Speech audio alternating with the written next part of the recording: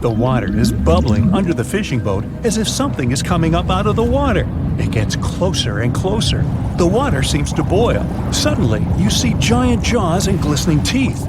Seconds later, a huge shark jumps out of the water and crushes the boat in one bite. It was the Megalodon, the largest fish that ever existed on Earth. Now, we pictured the Megalodon as this, an enlarged version of the white shark for a long time. But scientists continue to argue about its appearance. So far, they agree that the image of this giant shark was wrong. Here's the data that scientists are sure of. Size, about 50 feet long. That's as big as a school bus and comparable to the length of a subway car. 8.5 times the height of an average person. Let's compare it to the modern white shark. The Megalodon is 3 times bigger, but that's just a rough estimate. We don't have a fully preserved skeleton of the Megalodon. That's because it didn't have any bones, but cartilage. Not much of that left in the 3.6 million years since the Megalodons went extinct. All that survived were teeth and a few vertebrae. By comparison, dinosaurs went extinct about 66 million years ago. But their solid bones are perfectly preserved, and we have many different examples of their skeletons. Scientists have calculated the size of a Megalodon based on its teeth and jaw. Now, this is one tooth.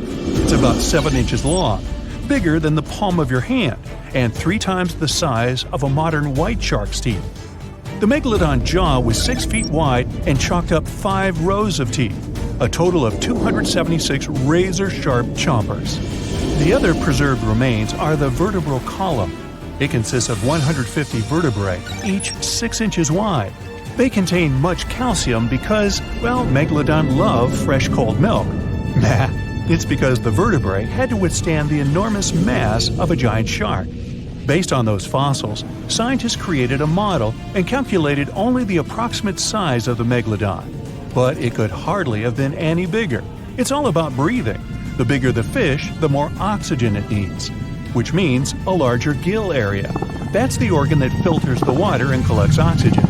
If the Megalodon were any larger, it would have trouble breathing. So, scientists believe that 50 feet is the maximum size of an individual.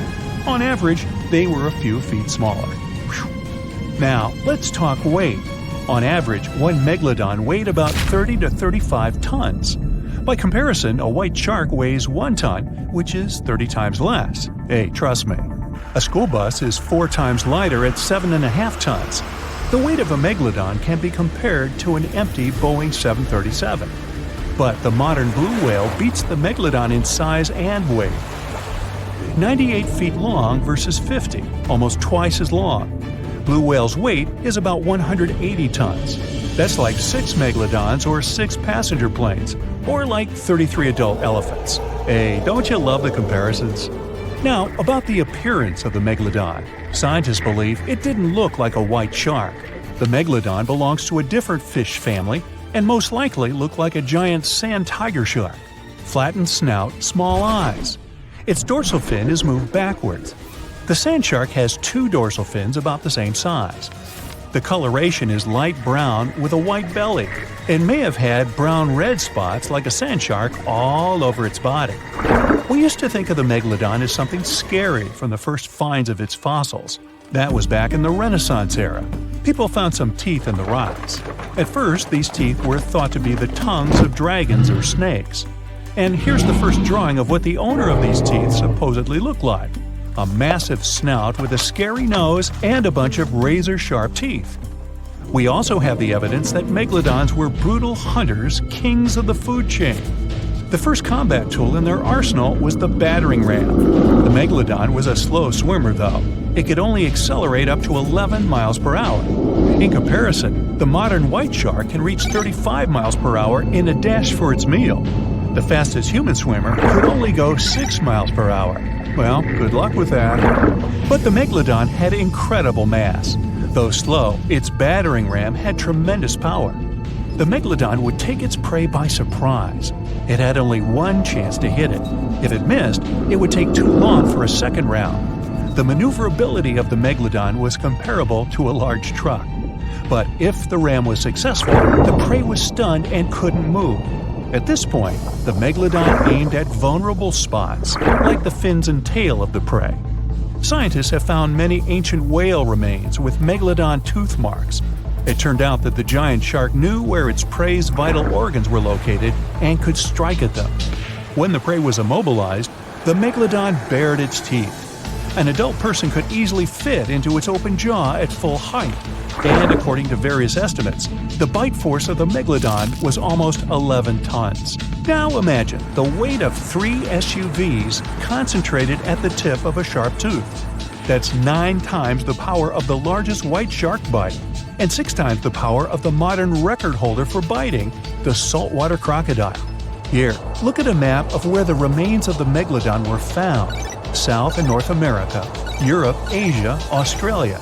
It was the master of all seas and was comfortable anywhere on our planet. We've even found some remains of the giant shark in freshwater sediments. Perhaps it wasn't afraid to enter rivers to hunt. Now, other scientists say that maybe the Megalodon wasn't even a predator, all because of its size. It couldn't swim fast. It couldn't even make short dashes like the white shark. If prey tried to escape, the Megalodon didn't rush into pursuit because it could never catch up with it.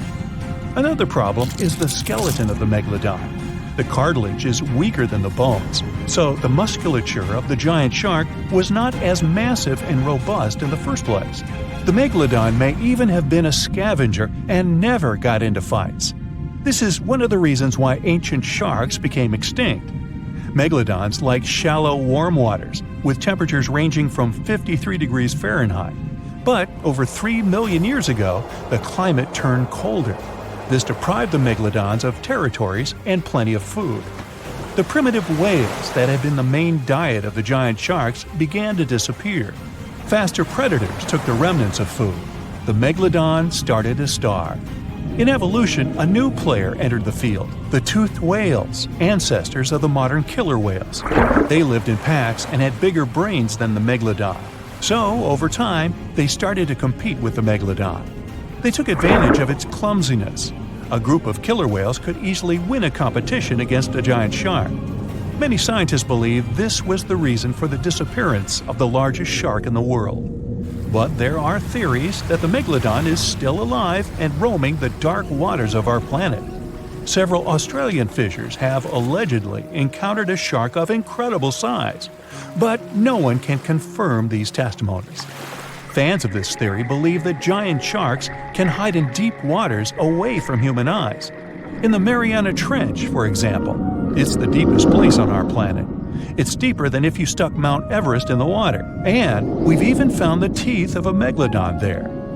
But science says that such a giant shark couldn't live in the Mariana Trench for many reasons. One, it's too cold. The Megalodon was probably a cold-blooded fish, so it had to use the warmth of its environment to survive. But the water in the Mariana Trench is cold, about 40 degrees Fahrenheit. That's because the deeper down, the less sunlight gets in there. The second reason is pressure. Every 30 feet deep increases the pressure by 1 atmosphere. That is, at the depth of 100 feet, the water presses you 3 times harder than you would feel it at the surface. The weak muscles and cartilage of the Megalodon wouldn't allow it to dive too deep into the Mariana Trench. And, most importantly, food. The farther from the ocean's surface, the fewer living organisms. Megalodons used to eat primitive whales, ranging from 10 to 20 feet. Small fish only inhabit the Mariana Trench. A Megalodon would never be able to catch one. And, judging by its size, all the Megalodon did was eat and then look for food again. Compare its weight to that of a human. The average human should get about 2,000 calories a day with an average weight of about 180 pounds. The Megalodon weighed 470 times that and needed many more calories. So, even all the fish inhabiting the Mariana Trench could hardly feed a Megalodon for even a few days. So, all these theories, of course, are not true. But still, it's just smart to be careful out there. Know what I mean? Okay, get this. Dolphins can phone each other. This is not a joke, but a fact confirmed by scientists. They put a mother and a baby dolphin in 2 separate aquariums and conducted special underwater audio communication between them. When the connection was turned on and the dolphins heard each other's voices, they started chatting. Their conversation consisted of happy whistles, chirps, and clicks. You've probably heard this chatter in wildlife movies. But I wonder, how do the dolphins dial the phones? Do they have flip phones? Get it? Flipper using a flip phone? Okay, never mind. Anyway, the most interesting thing about this experiment is that the mother and the baby recognized each other's voices through the speakers without seeing each other. They were talking fast, like it was a normal dolphin phone conversation. Think of a dog that hears its owner's voice from a phone speaker, or when you turn on a video of another barking dog. Your pet is confused and doesn't understand what's going on. But dolphins started communicating immediately, just like humans. Many animals communicate with one another through touching, gestures, biting, or growling. But dolphins have shown they can communicate without direct contact. If they understand clacking, clicking, and whistling, it means only one thing: dolphins have their own complex, developed language, and scientists hope to learn it. Scientists called one of the elements of their language signature whistles.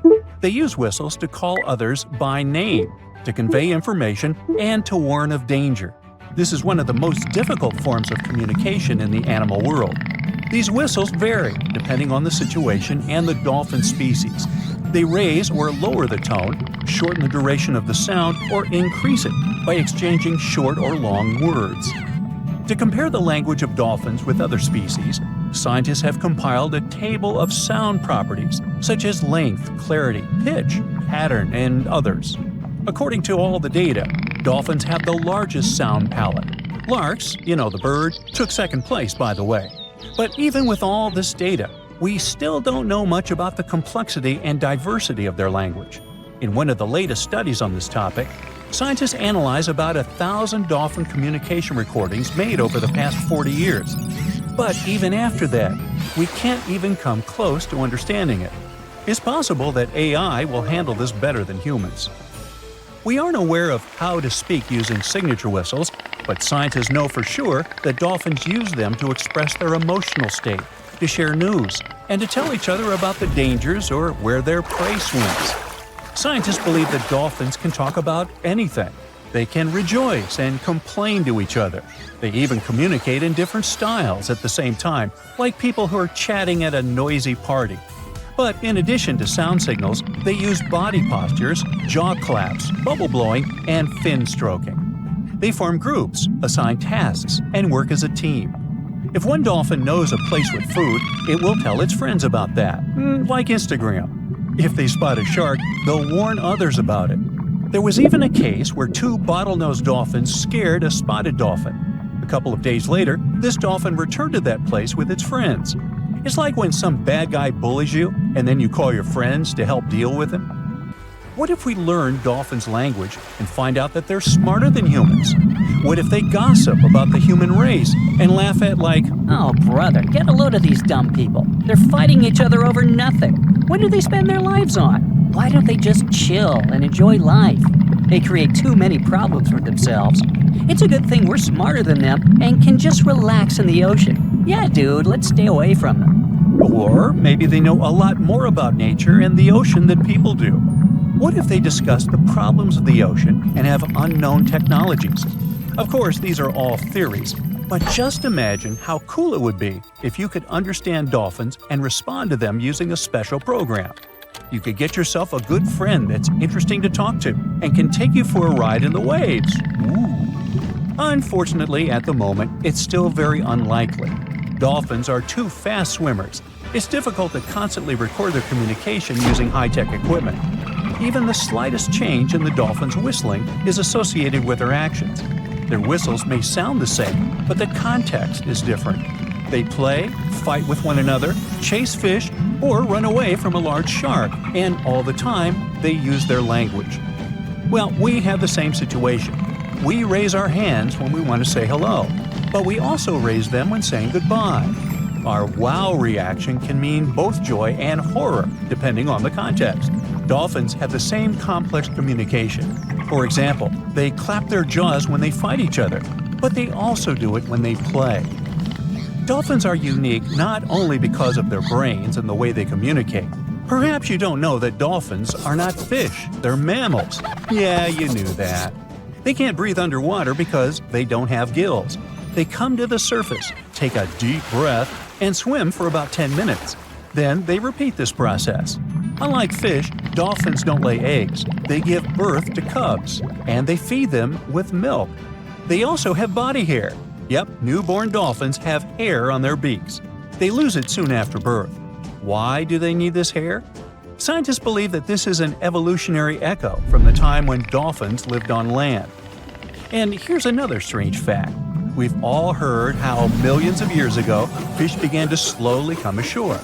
During evolution, they changed their appearance, adapting to new life on solid ground, and so they gradually turned into mammals. But dolphins are unique since their development is kind of reversed. They were originally amphibians that lived near bodies of water.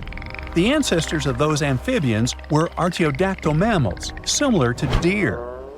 Not only dolphins, but also whales and porpoises have the same evolutionary path. All of them are called cetaceans. They made a big step from land to water about 50 million years ago. What if these ancient deer-like animals were the most intelligent creatures on Earth that realized that living in the water was much better than living on land, and they haven't regretted that decision yet? Dolphins have a big brain. Chimpanzees and humans have brains of the same size, and they all have something in common. Dolphins have a long lifespan, and they form groups. They show the emotions of sadness, grief, happiness, and joy. They can assess situations and solve problems. But the coolest thing is they can pass the mirror test. That means they recognize their reflection in the mirror. They don't just look at themselves. No, they pay attention to the parts of their bodies that they can't see otherwise. They examine their movements in the mirror. Their behavior in front of a mirror is not much different than that of humans. This indicates their self-awareness and high intelligence. Do they feel sad if they don't like their body? Can they be happy if they have, let's say, a beautiful tail? In addition to these features, dolphins have a real superpower, echolocation. By producing clicks and whistles, they can find their relatives that are pretty far away.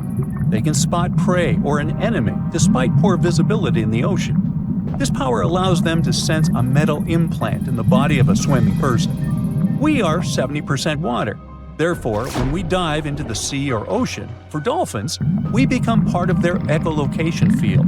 When they emit a sound, the sound waves crash into a metal object inside the human body, and the dolphins immediately feel it.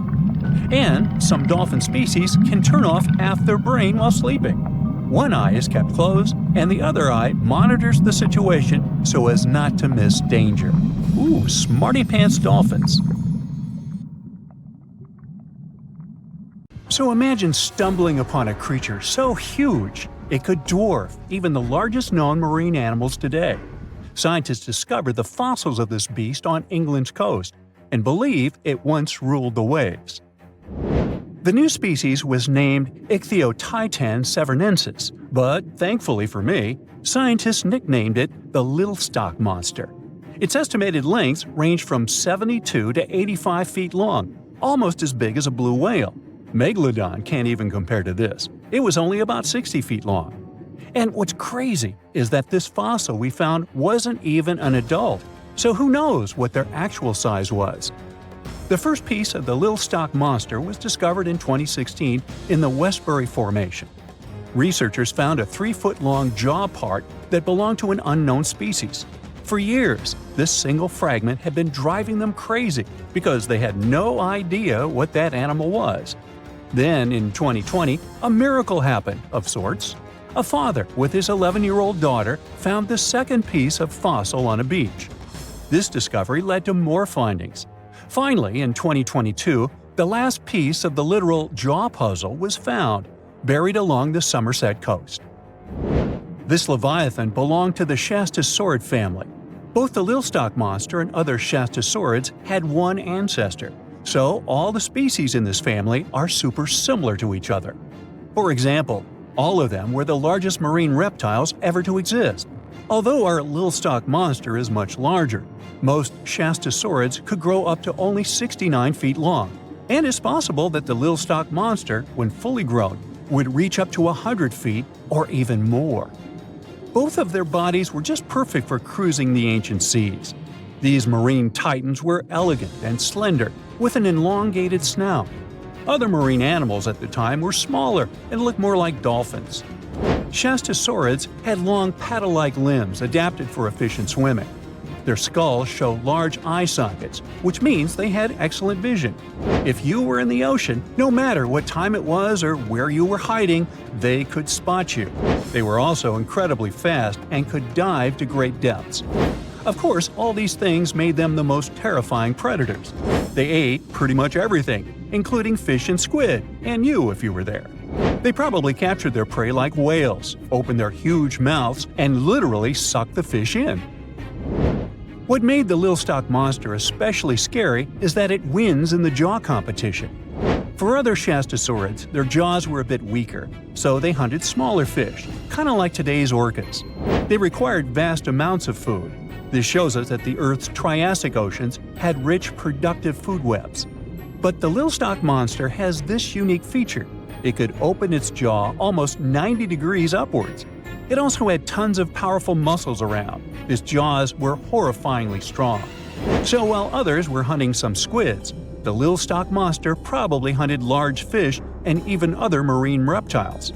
Fossils of Shastosaurids have been found everywhere in the world, from North America to Asia. This means that these creatures dominated and terrorized the oceans for millions of years, although even they weren't completely safe from scavengers. And that's exactly why we struggle to find these fossils now. Scavengers didn't leave any remnants of them. So, while we have some fossils of this marine family, they mostly remain a mystery for us. They lived in the oceans about 200 million years ago, in the late Triassic period. The Earth looked completely different back then. All continents were united in one Pangaea, a huge landmass. Some parts of this supercontinent were covered with lush conifer forests, while others were dry deserts and open prairies. It was before the famous Jurassic period, but there were already first pterosaurs and amphibians. It seems like those monsters were crazy resilient. The Triassic period was super unstable, but they survived through many changes in the environment. Well, until the last one. The Triassic extinction came out of nowhere. It was one of the Earth's big 5 extinction events. It wiped out almost all species on the planet, including these leviathans. It's still not clear what happened exactly, but it looks like there was a huge tectonic activity. Volcanoes in the oceans were going crazy back then. These massive volcanic eruptions have probably altered the climate and ocean chemistry, leading to the extinction of many species. Scientists have a theory that it might have happened because there was a rain of comets flying to our planet from the Oort cloud. This likely happens about every 200 million years or so. I wasn't around then, so I'm just guessing here. In any case, after the extinction, the Earth took some time to recover. Then it entered the famous Jurassic period. More terrifying sea monsters were on the way. One of them left us a colossal skull. This fossil is 150 million years old, and it also belonged to a sea beast from Jurassic times. They called it the Sea Rex. The name is very fitting. This monster could have broken a car in half with one bite. It was also discovered accidentally. A fossil enthusiast was walking along the Jurassic coast. This place is famous for having tons of ancient fossils, all because of the erosion in stormy weather. Typically, people find small spiral fossils here.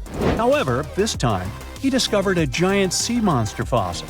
Excited, he contacted scientists. They arrived at the spot right away and then had to carefully climb down a cliff to search for the rest of the skull. This fragment alone is 6.5 feet long. Turns out it's a newly discovered species of pliosaurs, giant predators of the ancient seas. Pliosaurs were among the largest marine predators ever. Some of them grew up to 40 feet long. They used their huge teeth to snatch and devour prey, including other reptiles. Well, at least those creatures are far gone. But what about the horrors that still live in our oceans? Recently, biologists discovered the world's longest animal, the one that's still alive to this day. They found it off Australia's coast, on the Gascoyne coast, a very mysterious and unexplored place. There, underwater vehicles stumbled upon a frightening 150-foot-long siphonophore. It's twice as long as many blue whales and 3 times as long as a humpback whale. Doesn't it kind of look like one of those toy string worms? But this creature isn't friendly at all. It's a string-like deep-sea predator. What's even more scary is that this isn't actually one creature. It's a colony of small clones working together as one. Basically, collective consciousness. Ooh, Borg. Together, they stretch out like a single long string in the water. This creature might be the longest siphonophore ever found, and it was discovered at a depth of around 2,000 feet. Siphonophores, similar to jellyfish, capture their prey by dangling stinging tentacles in the water.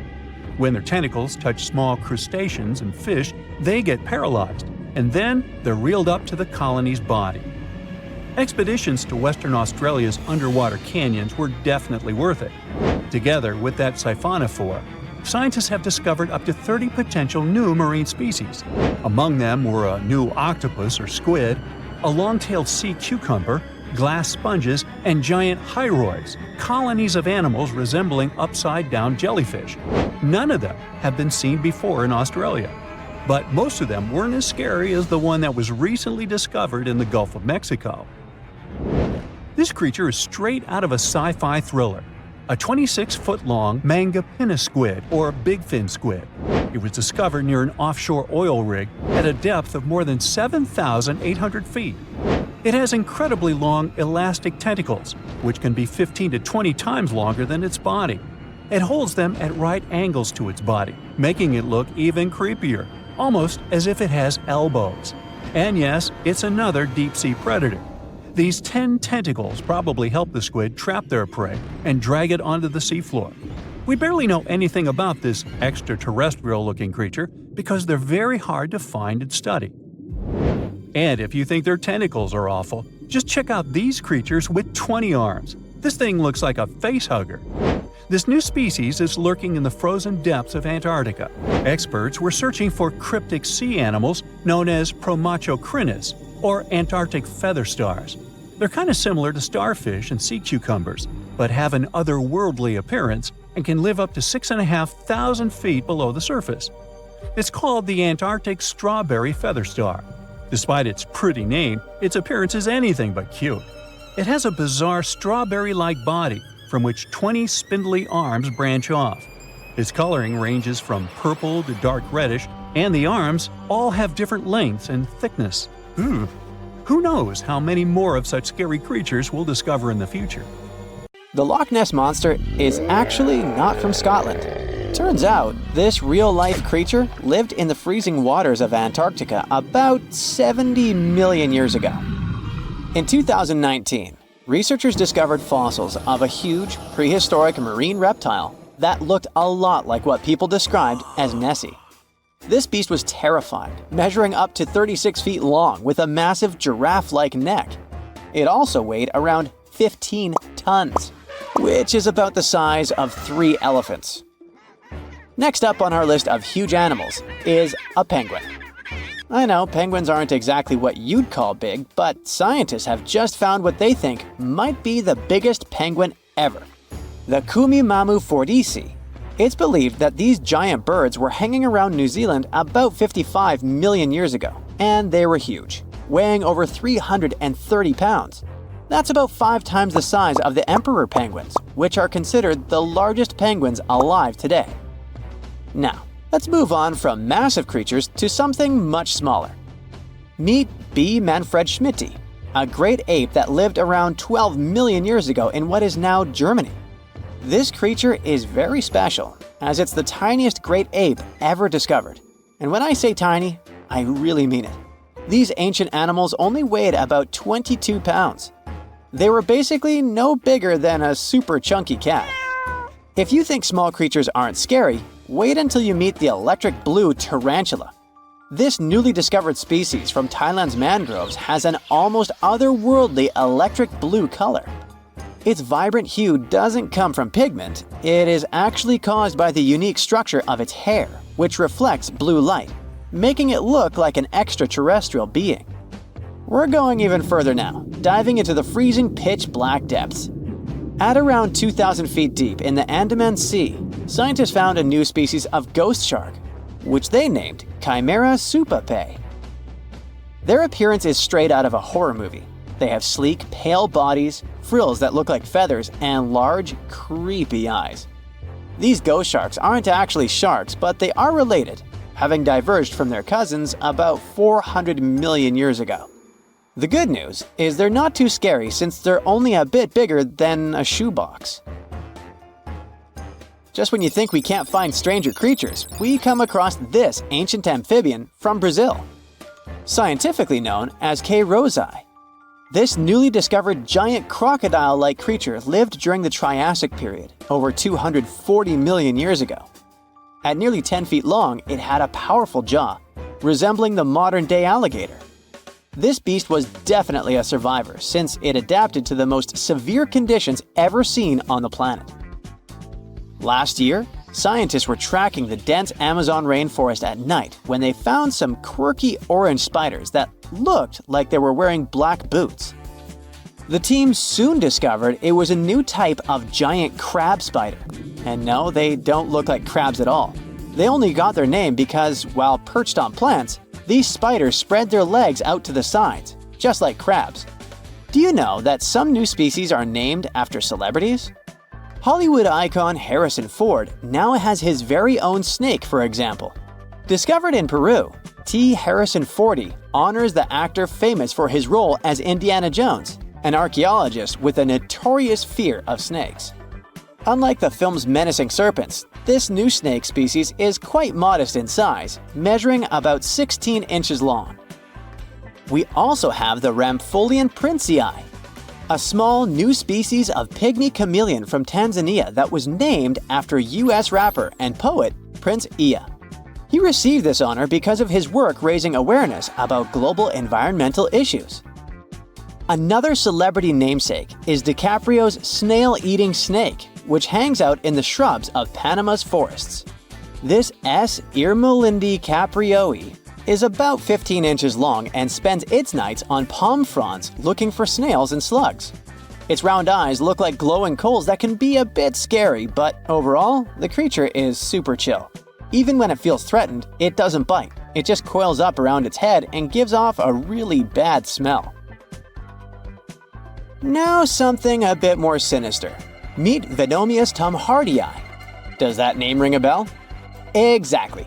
This new species of spider was named after Tom Hardy's portrayal of the infamous Marvel character Venom. And all because the black spots on the spider's abdomen reminded researchers of the famous anti-hero. Most spiders of this species were found in Australia at night, sitting in their elaborate webs in forested areas near the coast. When disturbed, these creepy crawlers often hide in silk-lined hollows in tree branches. We've also got something for the Lord of the Rings fans. In the vast and warm waters of the Amazon River, scientists have just discovered a new species of pacu. This fish is a relative of the terrifying piranha, with a plant-based diet and human-like teeth. It was named Myloplus sauron because of a bold vertical black mark on its side, which reminded researchers of the fiery eye symbol of the villain Sauron from Tolkien's epic saga. Wait, is that a tanned capybara or a wild dog? Well, actually, it's neither. This is a newly discovered dwarf deer. This tiny creature, about the size of a basset hound, scurries through the forests of Peru. The combo of large eyes, stocky body, and short legs makes this animal simply adorable.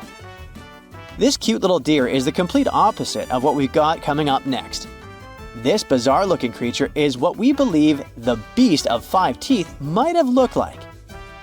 Its fossils, found in Chilean Patagonia, showed that it lived during the age of dinosaurs, about 72 million years ago.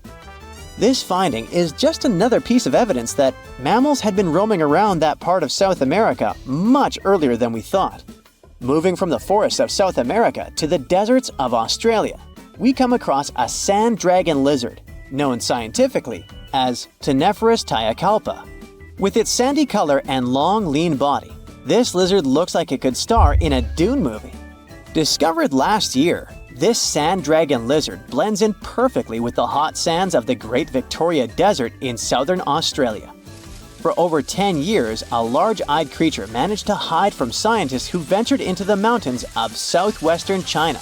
But not this time. In 2023, the group finally managed to take photos of 7 frogs that didn't match any known species.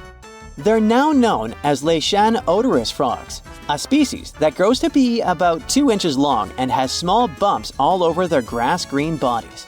Off the coast of Chile, we have recently found a seamount nearly 4 times as high as the Burj Khalifa. Underwater mountains are usually home to beautiful life forms, like sponge gardens and ancient corals. But this Chilean seamount also hid a creature known as the flying spaghetti monster. It's a rare type of squid with long noodle-like tentacles that make it look like an underwater pasta dish. Including its tentacles, this strange creature can be over 130 feet long. Recently, scientists were diving into the cold waters of the Antarctic Peninsula when they thought they had found an ordinary dragonfish swimming by. But there was something unusual about this one.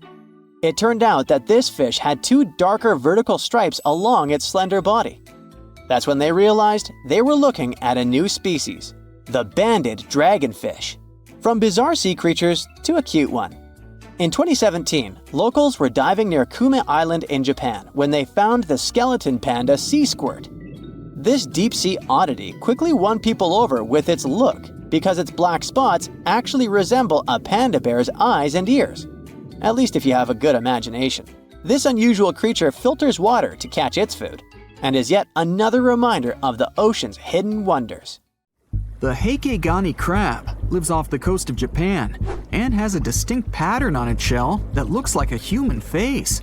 More specifically, the face of an angry samurai, hence the nickname the samurai crab. The scarlet-striped cleaning shrimp is a natural hitchhiker. It stands on the sea floor and waves its long antennae for fish and sea animals to go down and pick it up. Then it pays for the ride by cleaning the host from bacteria and plankton.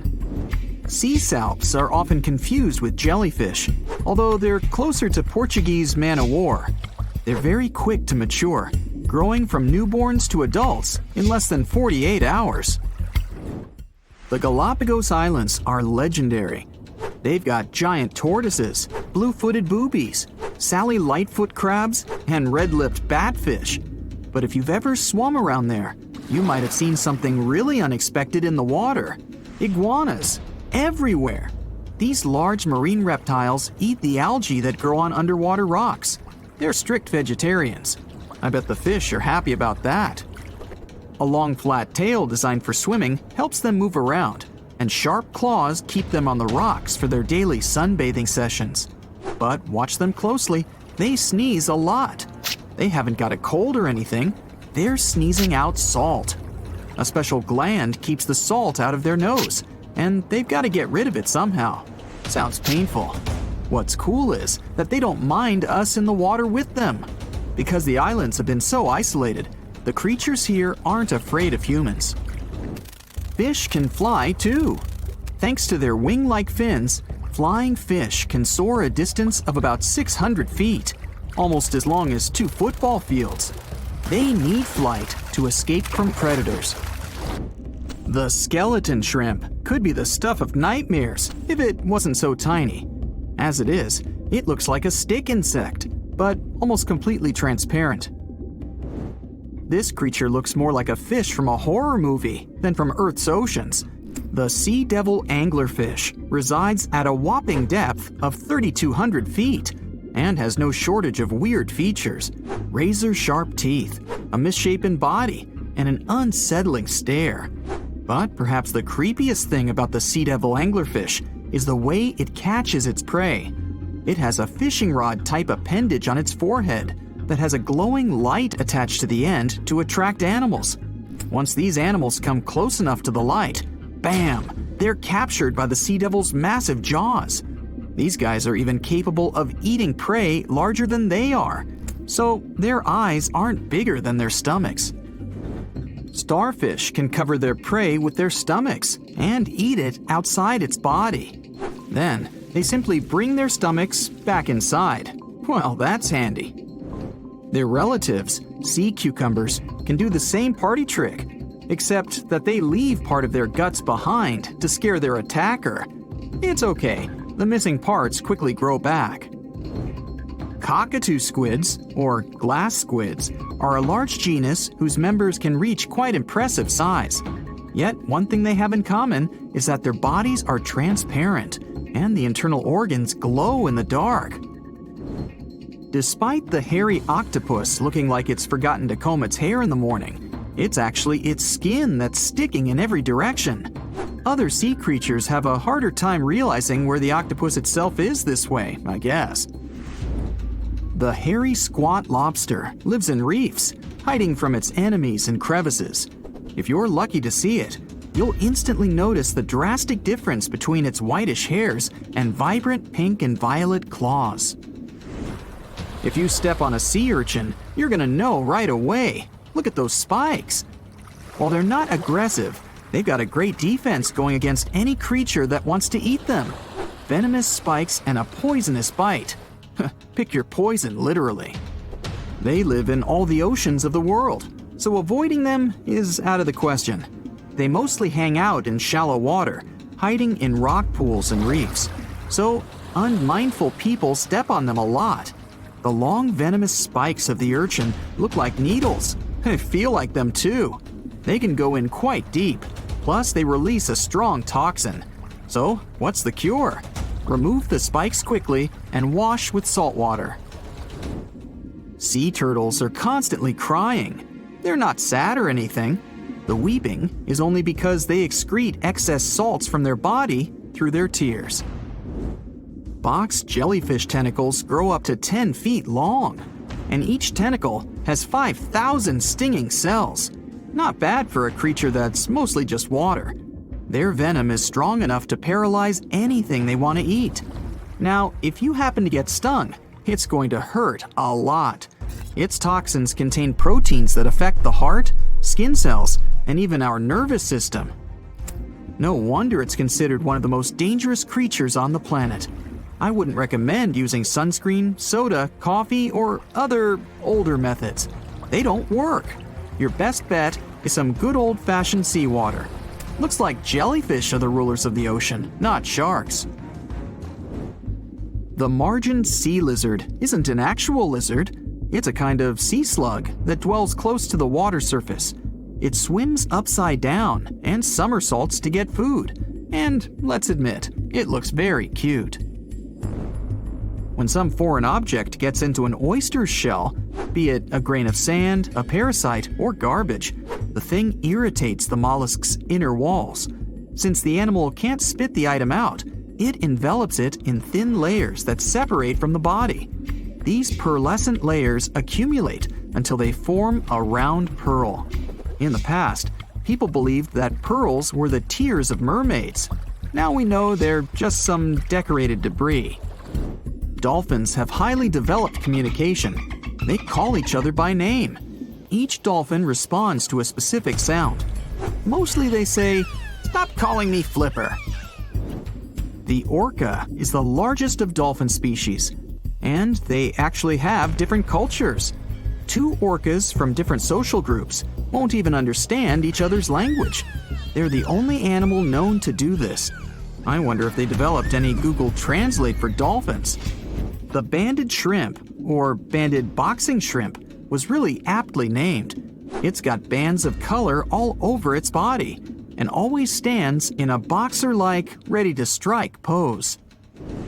The brown-lined paper bubble is another sea slug, and it definitely looks like one. It's got a special ability though. It can quickly burrow holes in the sea floor, hiding from enemies inside them. The snakefish, as the name implies, looks a lot like a snake, but it has a very distinctive feature. It can walk on its fins. Thanks to this peculiarity, it easily crawls from one waterbed to another, choosing habitats more to its liking. On the way, a snakefish can get hungry for sure, so it often munches on small birds and rodents. It can grow quite big though, and hunt even larger animals. How much weirder can it get than to walk through the woods and suddenly see a huge and toothy fish stalking some rabbit? The alligator snapping turtle catches its prey by going fishing.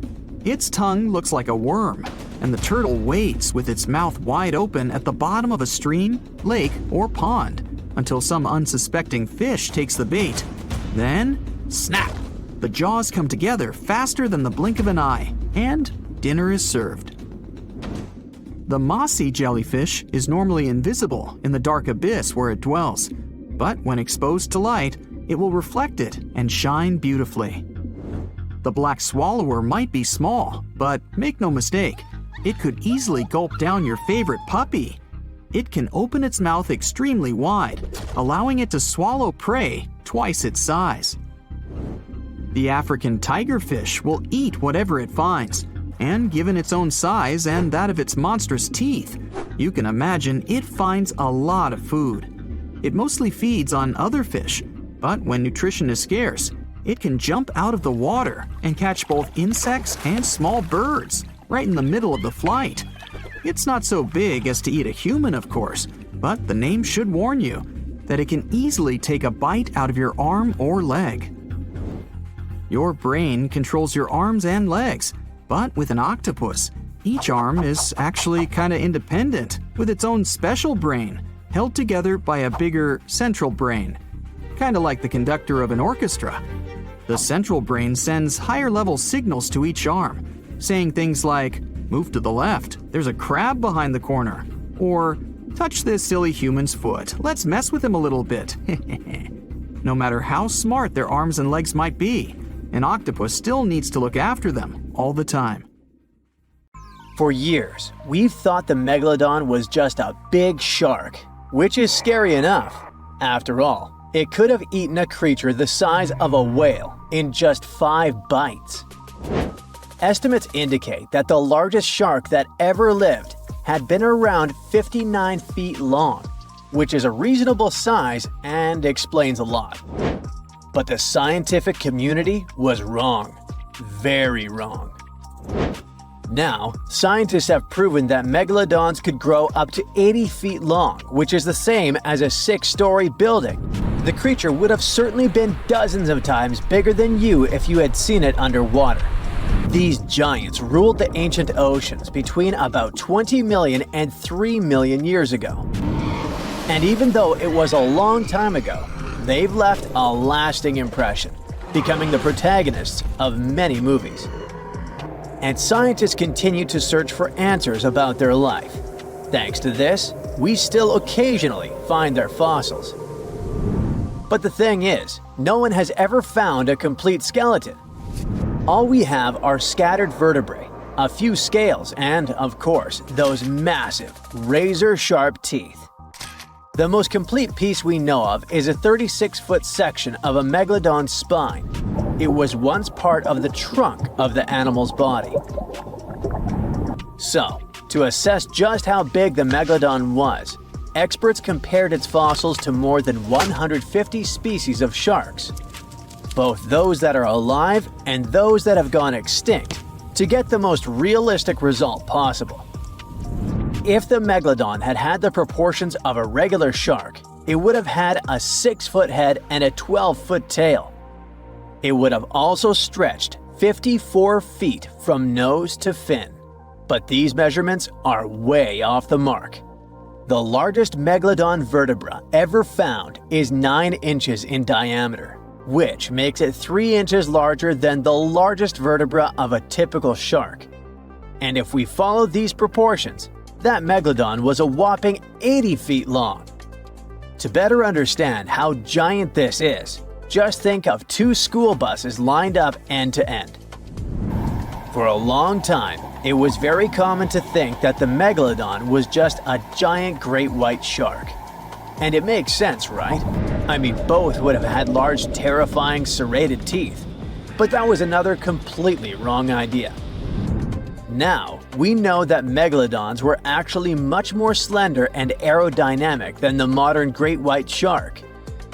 Their body shape was built to cut through the water with much less resistance, minimizing the effects of gravity in the sea, letting them glide effortlessly through the ocean. Now, if Megalodon wasn't just another great white shark, what other animal of the same species was it most similar to? Surprise! In fact, it had more in common with the modern lemon shark. This species has robust and powerful bodies. 2 large dorsal fins, and blunt snouts, which makes them really fast and agile hunters, like prehistoric predators.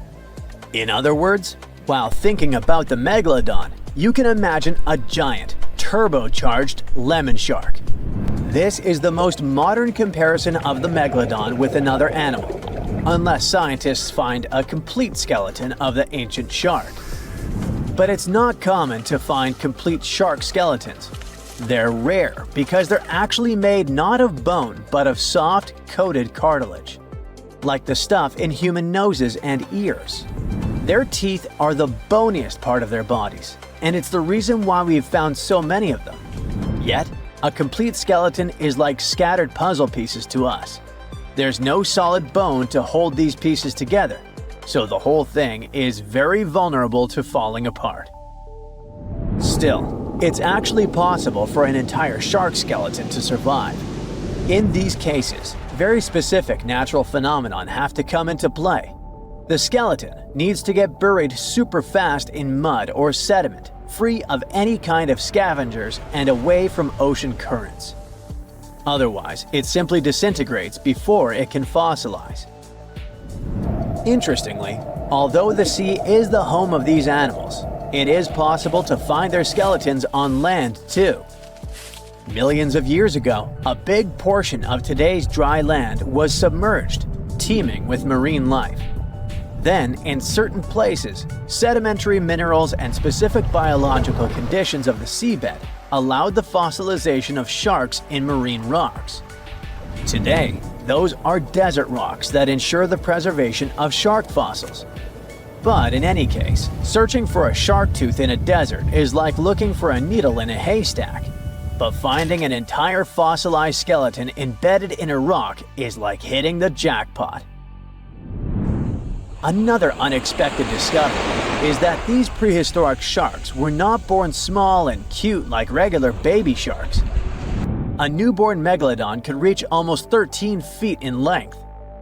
That's more than twice the height of the average human. Imagine a shark the size of a boat from the moment it's born. Now, although we don't have all the information about the giant of the seas, it's a fact that it's one of the most famous animals in pop culture worldwide. Not only has it inspired several movies, but some people also insist that the Megalodon is still alive. Scientists say it's not. The Megalodon didn't survive the test of time, and it would be impossible for such a giant creature to dwell in the seas without us noticing it. First, it was a super predator. It hunted whales, dolphins, and other large marine animals. If the Meg was still around, its presence would completely change the balance in the oceans. It would have huge impacts on marine ecosystems, regulating populations and influencing the size and behavior of the ancient shark's prey. A good example is whales. They wouldn't have grown so big if the Meg still hunted in the oceans. This only happened because there was no super predator in the way. If the giant shark was still in our oceans, species like the blue whale would be tiny, as they would need to develop and adapt to be able to escape constant attacks. The lives of the workers of the sea would also be completely different. Fishers would have to avoid certain areas, ships would change routes, and even maritime tourism would be risky. Going for a swim and coming across a shark over 65 feet long? Not worth the risk. Plus, if the Megalodon was still out there, we would have some proof. Commercial fishing catches millions of sharks every year, and a monster of this size would not go unnoticed. Not to mention that with all of today's technology such as drones, satellites, and submarines at our disposal, someone would have already recorded an encounter with this living legend. By the way, most sharks, like most fish, are cold-blooded. But the reality for Megalodon was different.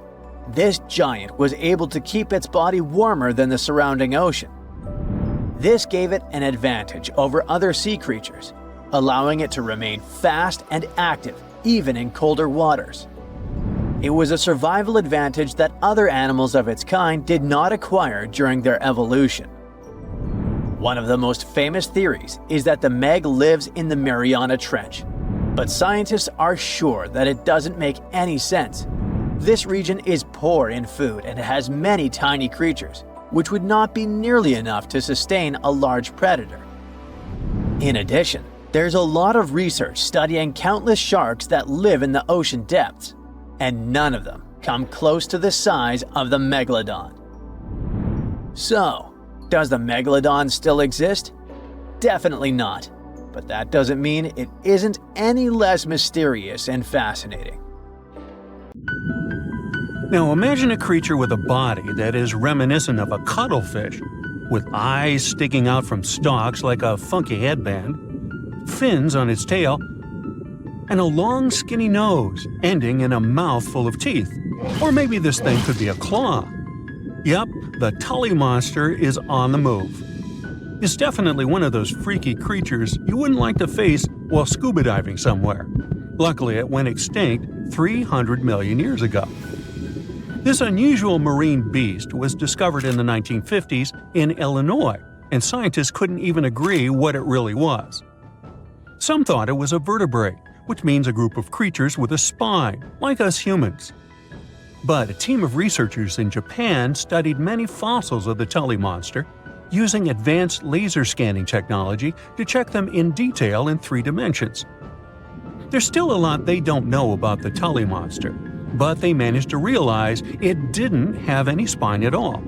Now the next step was to see what type of invertebrate it was. Could it be vertebrate-like, such as a land sled? Or are we talking about something closer to snails and worms? They also discovered the creature had segmentation in the head area that extended from its body, and that's not something bony creatures have. Still, in recent years, some researchers had the idea the Tully beastie could be related to jawless fish, such as lampreys. These fellows belong to the most ancient group of vertebrates, and are not pleasant to see either. In the case of lampreys, we're not talking about extinct animals. They're still out there somewhere, wandering the ocean and scaring other animals, or you, if you see it in the northern and western parts of the Atlantic Ocean where they live. And they've been here really long, even before the dinosaurs. A long time ago, long before humans or I even existed, there were eurypterids, weird creatures from a group we call arthropods, which includes spiders, insects, and crabs. But eurypterids were unlike anything you've ever seen before. They had a body shape similar to horseshoe crabs, with many segments that made up their body. Instead of legs, they had special appendages at the front that acted like oars. Some even call them giant scorpions, but most eurypterids were actually quite small, except for this special one, which was truly enormous. It could grow to a staggering length of about 8 feet. Wow! The next time you see a crab scuttling along the beach or a spider swimming its web, remember, we're lucky we only got mild versions of their ancient relatives, which, by the way, disappeared hundreds of millions of years ago. Whew. Now, some eurypterids were pretty fierce and fast predators. They would swiftly swim after their prey, chasing them down in the water. Others were more like scavengers, living on the bottom and feeding on whatever they could find along the way. They had a taste for the leftovers, like some sort of cleanup crew of the ancient oceans. Eurypterids love to spend their time in brackish water environments. It's water with more salinity than fresh water, but still less than seawater. Now imagine you're just floating around and all of a sudden you see this guy. No, it's not some weird tiny spaceship, and you won't see it floating in space, even though that's where it would perfectly fit in, as some weird creature from another planet you'd see in sci-fi movies. You'd actually see it floating in the sea because we're talking about a really small animal with enormous eyes called Dolphin. Each of its eye bulbs was about a quarter of its whole body length. That's what gives it that space look, like it might live on one of the oceans under the surface where we look for life, like Europa, one of Jupiter's moons, or Titan, Saturn's biggest moon. I could easily imagine creatures like Dolphin giving us a warm welcome once we get to Mars, too. Dolphin had great vision. It would keep a keen eye out for any movement in its surroundings. Once it noticed something, it would swiftly launch its spiky appendages forward.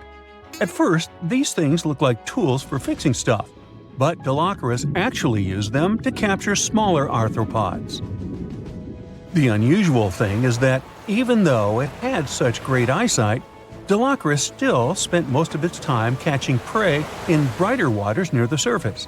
And yet, scientists found its fossils in the rock layers that are more often associated with darker environments, where animals such as deep-sea crinoids and vampire squids reside today. It's confusing. But one of the explanations for this says it's possible these deep-sea creatures actually lived in shallower waters in the past and later ended up in the depths as the geography of our planet changed over time. No one knew what Dilophosaurus really was. It could belong to a group of arthropods, and it seems to me that's where most of the world's weirdest creatures are. Some believe it could be related to mantis shrimp, while others compare it to blind, worm-like crustaceans that live in dark underwater caves. And check out this enormous worm lurking beneath the sandy ocean floor, patiently waiting for its next meal to swim by. These ancient creatures were like stealthy predators, perfectly camouflaged in their sandy lairs. And now, 20 million years later, scientists have found the remains of their hidden hideaways. The burrow they discovered, shaped like the letter L, was found preserved in ancient sediment on the seafloor of Taiwan. It was around 7 feet long and only an inch wide. That's where the ancestors of modern bobbit worms live. Bobbit worms have been around for a long time. They can grow to be a few inches to a whopping 10 feet long. A pretty weird creature dominated the skies at the end of the dinosaur age in North America.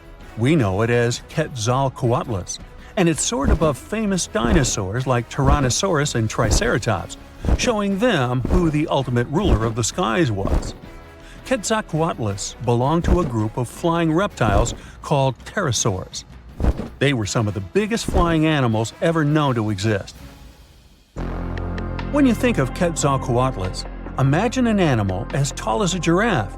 These incredible creatures had long necks, small bodies, long legs, and wings that were relatively short compared to their size. The biggest of its kind was really massive and held the title of being the largest flying creature of all time. They had long, pointed skulls, while some also had short crests at the back of their heads. And for a long time, researchers were confused about how these giant pterosaurs hunted for food. At first, some even believed that Quetzalcoatlus and its relatives were like giant vultures that scavenged the remains they would find around. They drew such a conclusion because Quetzalcoatlus fossils were found inland, away from the coast where other big pterosaurs were found, such as the crested pteranodon. Plus, many thought these fellas were skilled at skimming, which means lurking over freshwater systems and catching fish. But it appears these massive animals were actually predators with excellent hunting skills. The exact technique they used to catch their prey remains a mystery, though. Now here's another cool discovery, a specific fossil as the oldest evidence of muscle tissue ever found. This fossil belongs to a group of animals that includes modern creatures such as jellyfish, corals, and sea anemones. And it looks so cool and unique, right? It has bundles of fibers arranged in a four-fold symmetrical pattern, similar to what we see in Nedardians today. This arrangement is different from any other fossil from that period. Now, this fossil may look weird, but it helps us understand the evolution of muscle tissue in animals. They, well, all of us actually, got new options for discovering different feeding strategies and generally new things to do thanks to muscles. And it's not like scientists usually get to study fossilized muscles. It's more that they learn about that based on how animals feed, reproduce, move, and do other things. So this cool fossil suggests animals may have had an earlier origin than we used to believe. The Meg, aka Megalodon, roamed the oceans long after dinosaurs were wiped out by the Great Meteorite. It was one of the largest and most dangerous hunters that have ever lived on Earth, as well as the biggest shark. But then, about 3.6 million years ago, the last of its kind disappeared from our planet, leaving only huge teeth for modern archaeologists to keep finding. There are a few theories about why it could have happened, but scientists might have found the true reason. The Megalodon, which means big tooth, was the largest shark ever to exist. It reportedly lived around 20 to 3.6 million years ago and was truly enormous. Its bite was more powerful than that of a T-Rex, and likely any other powerful predator that has ever roamed this planet. It's probably not surprising, since this marine creature had extremely strong jaws that could span from 9 to 10 feet wide. That's enough to swallow 2 grown-up people side by side. The jaws were also lined with 276 teeth, and they reached 7 inches in length. That's as long as a small hedgehog. Once these teeth got worn down, the shark got rid of them and grew new ones. Such large sedated teeth helped the Meg to eat meat easily. The shark itself could grow up to 59 feet long. That's twice the length of a London double-decker bus. The animal was also pretty heavy. While a fully grown T-Rex weighed about 8 tons, the weight of a large Megalodon could be more than 30 tons. With no competitors, the enormous shark was the real king of the oceans. It hunted other sharks, large fish, and even whales. Then why did such a magnificent creature disappear from the face of the earth?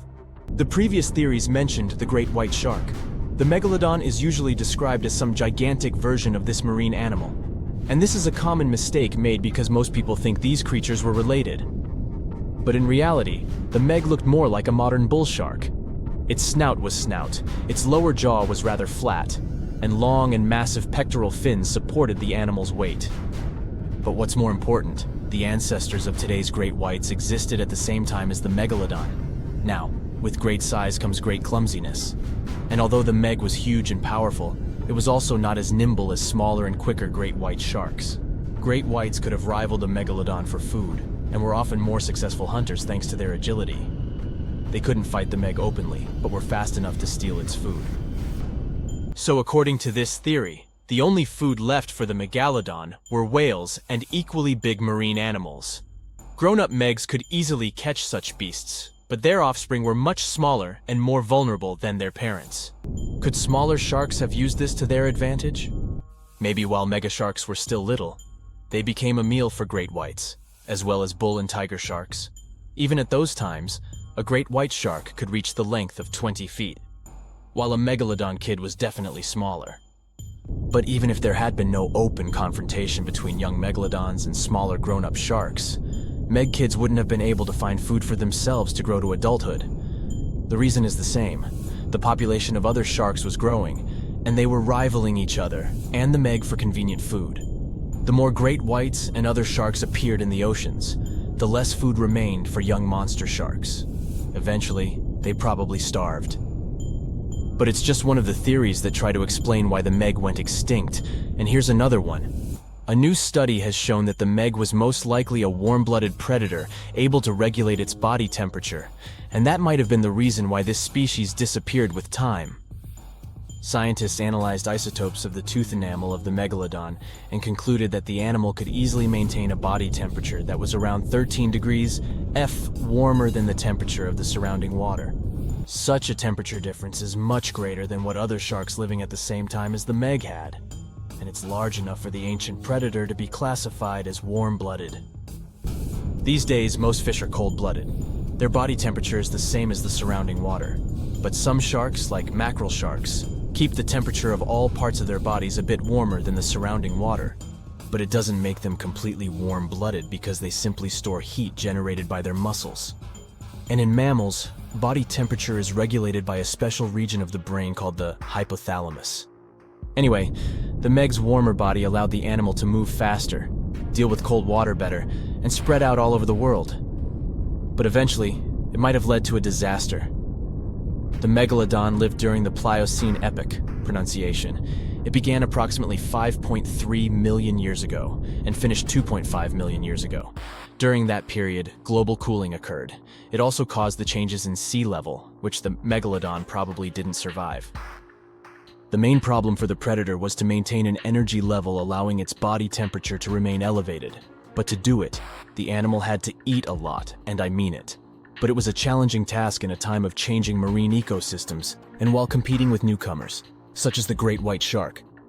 If this theory is true, then the amount of energy the Meg had to use to remain warm could have contributed to its extinction. This new information is very important to us. It shows that many marine predators in modern oceans might be experiencing the effects of ongoing climate change too. By the way, have you heard that there have been several cases when people were sure they had seen the Meg? Or at least some similar extremely large monsters. And these sightings happened relatively recently. For example, in July 1916, the New Jersey coast of the US was terrified by a series of shark attacks. They happened during an oppressive heat wave when hundreds of beachgoers tried to find shelter from the heat near the water. People described the culprit that had caused all that havoc as a giant shark, much bigger than any regular one. Since then, scientists have been debating which shark species was involved in those accidents. The most popular guesses have been the bull shark and the great white. A picture of a huge shark roaming the Pacific Ocean not far from Guadalupe Island appeared in 1999. The creature was nicknamed Deep Blue. It could be distinguished from others by a wavy pattern separating its gray back and white belly. But even though some people claimed it could be the infamous Megalodon, experts came to the conclusion it was a female white shark, the largest ever seen. The average length of a male white shark is 11 to 13 feet. Females are bigger, up to 15 or 16 feet, but Deep Blue reached more than 20 feet in length. No wonder people were confused. For the last time, Deep Blue was spotted in 2013 near the western coast of Mexico's Baja California. But look, there's another jumbo shark, and you can meet it in any part of the world. The largest specimens can reach 40 feet long and weigh about 5 or even 6 tons. Could it be, if not the Megalodon itself, but one of its relatives? Again, a wrong guess. That's the basking shark. This animal prefers subpolar seas, with temperatures not higher than 58 degrees F. Even though some of these animals do migrate to warmer places. Like whale sharks, basking sharks are harmless and don't attack snorkelers or divers. These creatures have loads of small teeth, but they don't use them when feeding. Instead, they swim with their huge mouths open and swallow plankton. A grown-up basking shark can filter nearly 2,000 tons of water per hour.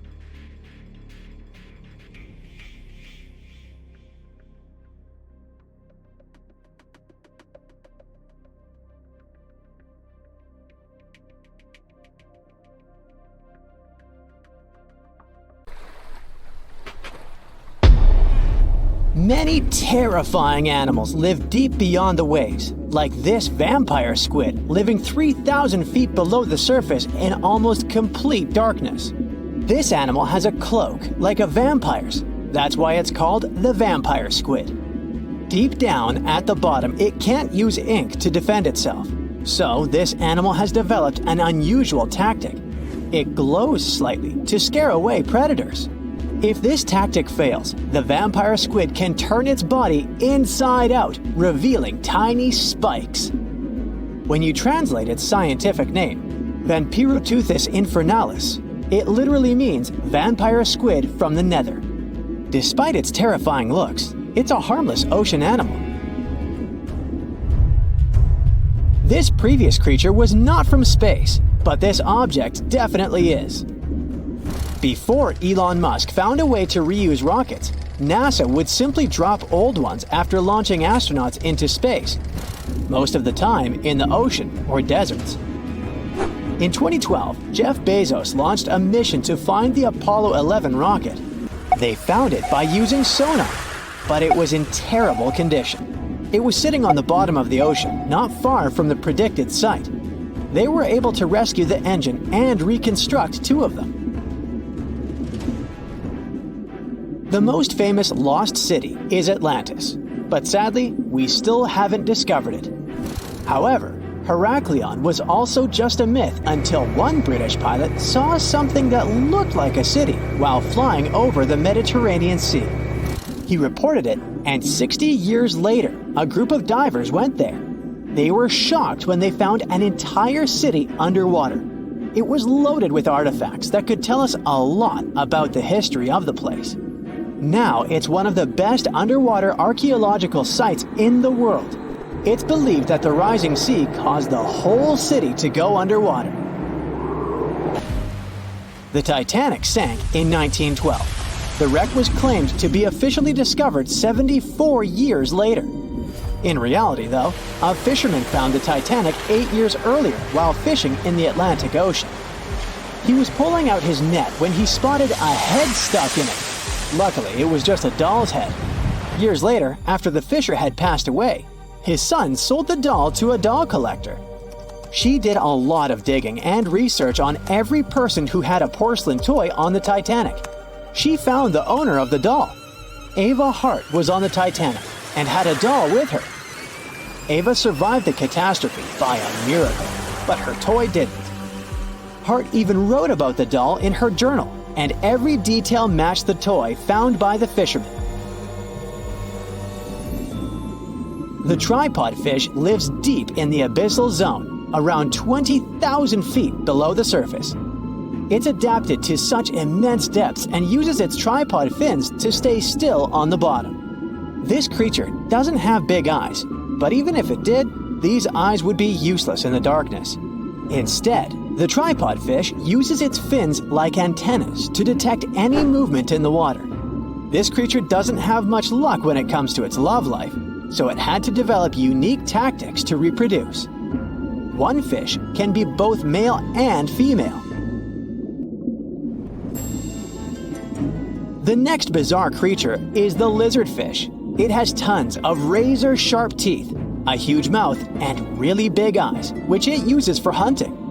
All this makes the animal look freaky. The lizardfish lives at depths of around 11,000 feet in the midnight zone, where there is zero light.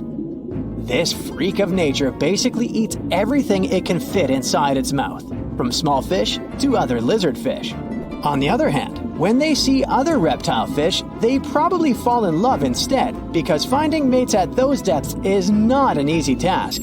Like the tripod fish, the lizardfish can be both male and female at the same time. When you think of a river, you usually picture it on land. Still, nature is quite unpredictable, and it created a river flowing under the ocean in California. It's running at a depth of around 2 miles. This river has everything that an ordinary river has: sunken logs, trees, and rocks. And despite its uniqueness, it's not the only one in the world. There are also others in the Amazon and Greenland. A terrifying creature was discovered near Angola's coast by a remote operating vehicle. It looks like it doesn't have a head or a body. It was sitting at a depth of around 4,350 feet below the surface. After doing research, scientists concluded it wasn't anything from a sci-fi movie. It was just a cluster of siphonophores stuck together. In 2015, some random guy was diving in Caesarea, and something shiny caught his eye. He reached out, grabbed it, and realized it was a gold coin. After that, he examined the bottom and found out that there were many more. He reported the incident to the local authorities, and they concluded that he had found Arabic treasure. The coins were made of solid 24-karat gold and were a few thousand years old, but due to the perfect salinity and temperature, they looked brand new. The coins belonged to a ship carrying cargo. It was caught up in a storm and unfortunately sank. One of the weirdest things ever discovered was found in the Baltic Sea. It's an anomaly that looks as if it was created by a different civilization. It was discovered by Swedish researchers, and they basically had no idea what it was. They had to ask tons of other scientists for their opinions. When you look at this formation from above, it's 200 feet long and looks exactly like a fallen spaceship. It's hard to believe that it's a natural formation, but spoiler alert, it's totally made by nature because the Baltic Sea has gone through many erosions throughout history. Most likely, the bizarre formation is the result of these processes. A group of divers in Madagascar were shocked when they found this 7-foot monstrosity of a knife on the seafloor. The speculation started immediately, and many said that the knife was from some giants that had fought megalodons and lived on Earth thousands and thousands of years ago. That could make a nice story, but the knife is most likely a movie prop that was lost at sea. One of the ocean's most bizarre animals is the frilled shark. It's believed that this fish is the reason for all those sea serpent stories that sea explorers of the past wrote about. These animals live pretty deep in the ocean, but sometimes they can be seen in shallow waters. It's super rare, but possible. The frilled shark has a big mouth sporting around 300 teeth. It also has a long body that looks like a lizard's, and it is truly a unique species of shark. Its prey can be half of its size because this shark's stomach is like that of a snake, and it can swallow huge fish or crustaceans. Spotting a few worms in your garden is no big deal, but after seeing a 26-foot-long one in the ocean, you will make your wetsuit a little wetter. This worm is super rare, and it's completely harmless to humans. It's actually not a giant worm. It's a cluster of zooids that are stuck together in a worm-shaped formation. They usually only eat plankton, bacteria, and other tiny things that can be found in the ocean. Probably the scariest thing in the ocean that is 100% real is the magna pinna, which can be found at crazy depths of 20,000 feet below the surface. This monster looks like an underwater Slender Man, but it's just a squid with really long tentacles that can reach a terrifying size of 8 feet. This guy has only been seen a few times, and basically, we don't know much about this creature so far. It was the largest fish our Earth had ever seen, and its bite was strong enough to crush a car. The largest of its teeth found was the length of a remote control. It consumed about 2,500 pounds of food a day. That's like 3,300 cans of tuna for you. The earliest Megalodon fossils are from about 20 million years ago, but you won't see its skeleton, and that's because the mighty Meg had no bones. A skeleton made from bones gives most animals their body shape and strength. Sharks, though, come from the same subclass as rays, skates, and sawfish and have cartilage instead of bones. Cartilage is a tissue that is softer and more flexible than bones, but it's still tough enough to shape the body and protect the internal organs. Some areas are more flexible, since cartilage is weaker, and some, like the shark's head, are much tougher thanks to calcified cartilage. Their snouts, though, are made of really soft and flexible cartilage to work like a bumper in case of a collision with some dangers. Who knows if they'd be able to do all this with a heavy skeleton? Plus, cartilage makes their jaws more flexible, and they can open their mouths much wider than they would with a jaw made of bone. Our hero, Meg, was no exception, and it had the strongest bite of all living creatures, which was also made possible by a skeleton made of cartilage. Sharks take full advantage of their cartilage. It helps them swim and turn fast while hunting. One drawback of this type of skeleton is that it was really tricky for scientists to establish the shape and size of Meg. Normally, they would do it using fossilized bone skeletons or their parts. With Meg, they had to guess based on the teeth they found and comparisons with living relatives. A more recent 3D computer model was based partially on scans of a preserved spine discovered in the 1860s. The model showed that Meg was bigger, faster, and even hungrier than scientists had previously thought. Looks like an average Megalodon was 52 feet long. That's slightly bigger than the height of the Hollywood sign and weighed 10 times as heavy as an elephant. There were also much bigger creatures. Scientists still aren't sure how the Megalodon got this size.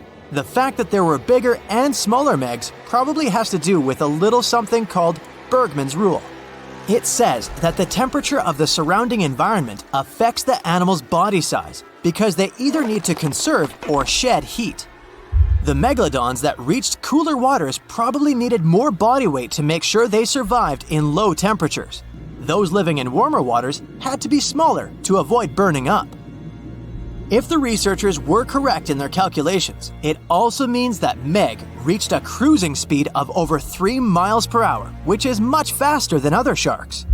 The still-living great white shark can cover a distance of nearly 7,000 miles without stopping, which is 9/10 as long as the diameter of Earth. It looks like the Megalodon could have gone much further. Megalodons managed to survive on our planet for nearly 70 times longer than humans have. They were roaming the oceans for around 20 million years, and you could see them pretty much anywhere except near the poles. Scientists discovered the most northern fossils off the coast of Denmark and the most southern in New Zealand. The reason why there were no Megalodon teeth found in Antarctica is most likely that these adapted to only warm tropical and subtropical waters. The younger ones like to keep to the shores, while full-grown adults preferred coastal areas, but they could easily move into the open ocean as well. When our planet went through a period of global cooling and drying, and the seas began to freeze around 3.6 million years ago, there was less and less room for Meg to thrive. Much of their prey, like smaller whales, seals, and sea turtles, disappeared or relocated to waters that were too cold for our hero. And at the same time, the number of its natural competitors, like smaller predatory sharks, like the great white shark, and whales, increased. This shifting food chain dynamics could have been even more dangerous for the Meg than the cold ocean water. You're used to seeing them on the big screen as heartless monsters, but these huge sharks were actually loving and caring family guys. Scientists discovered several Megalodon nursery areas in Florida, Maryland, Panama, and off the coast of Spain. It looks like they gave birth to their young in shallow water environments. Then, little Megs would stay there with adults protecting and raising them until they were ready to fight off predators. The mighty Meg had 276 teeth in 5 rows in its mouth. Similar to other sharks, it was fast in replacing its worn-out or lost teeth. With 4 or 5 rows of teeth in its mouth, it basically acted like a conveyor belt, able to grow back damaged or missing teeth. This means that an adult Megalodon probably would have grown several thousand teeth throughout its lifetime. Although the great white shark is often mentioned as Meg's closest relative, they'd hardly be distant cousins.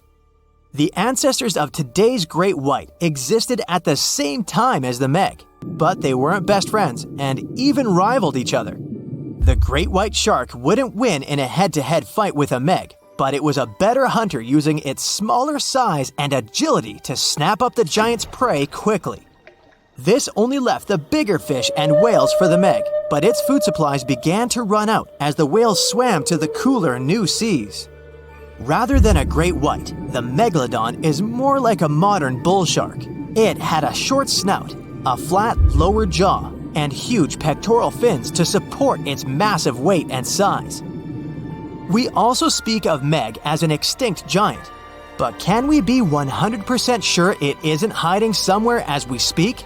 After all, we've only explored 5% of our oceans altogether. The Mariana Trench is the deepest oceanic trench on Earth, and you could dip the whole of Mount Everest in its deepest part, and over a mile of it would still be above the surface. If a Megalodon or 2 needed a place to hide, that would be the perfect spot. It wouldn't be the coziest place to live though, with its cold water and total darkness. Plus, the pressure there is 1,000 times stronger than at sea level. So, if a Meg really were hiding down there, it would have serious issues with its teeth, because calcium would dissolve under that pressure. To survive here, it would also need to learn to navigate in complete darkness. That means it would have either become bioluminescent or evolve to grow massive eyes like the giant squid. If the Meg were still around and true to its dietary choices, it would have to eat smaller fish, and that would be a problem for us humans. Especially those of us who love fish, that is. And the ocean isn't cooling down these days. The Megalodon would love its temperature and would thrive and reproduce faster than ever. Those giants would create some massive problems for cargo ships and cruising vessels. In case you're now scared at the thought of meeting a Megalodon, relax. Most scientists don't think it's possible because of our hero's size. Most foods that Megalodons like to eat live in shallow ocean areas and not in the deep, deep sea. Meg would need to come up for dinner every now and then, and it's kinda hard to miss a creature this big. They're both giant prehistoric creatures to us, but the megalodons and the dinosaurs never actually coexisted. The dinosaurs probably died out about 66 million years ago. Megalodons seem to have appeared a bit later. The giant shark that terrorized the oceans some 20 million years ago. For 13 million years, this 60-ton beast dominated the warm waters of our planet. Though, some believe that the Meg still lives in the most remote and deepest parts of the ocean. It's a hot summer day. It seems only logical to go for a swim in the sea. You're floating on your back, completely relaxed. Your eyes are closed. Your breath is even. Water's pleasantly cool around your body. A light breeze touches your face. You feel calm enough to doze off. Suddenly, something bumps into your leg. Yanked out of your half-slumber, you begin to flail until you're face-to-face with the invisible danger.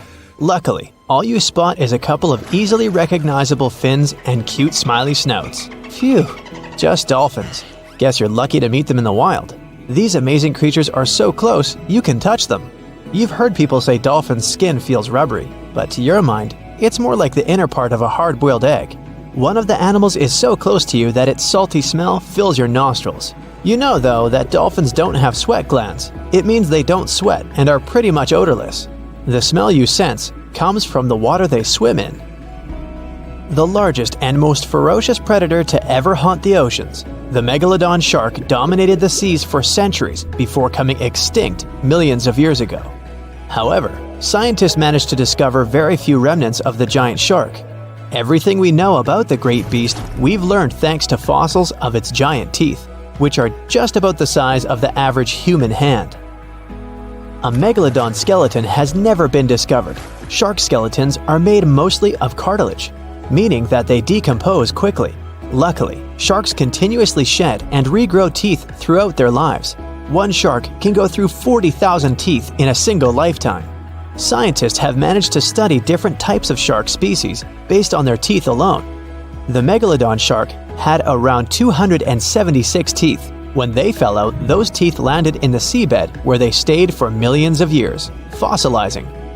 Scientists found those teeth, and they're the only real record we have of the Megalodon's existence. Megalodon teeth have been discovered all over the world. It means that unlike other marine animals of its time, the Megalodon was intercontinental.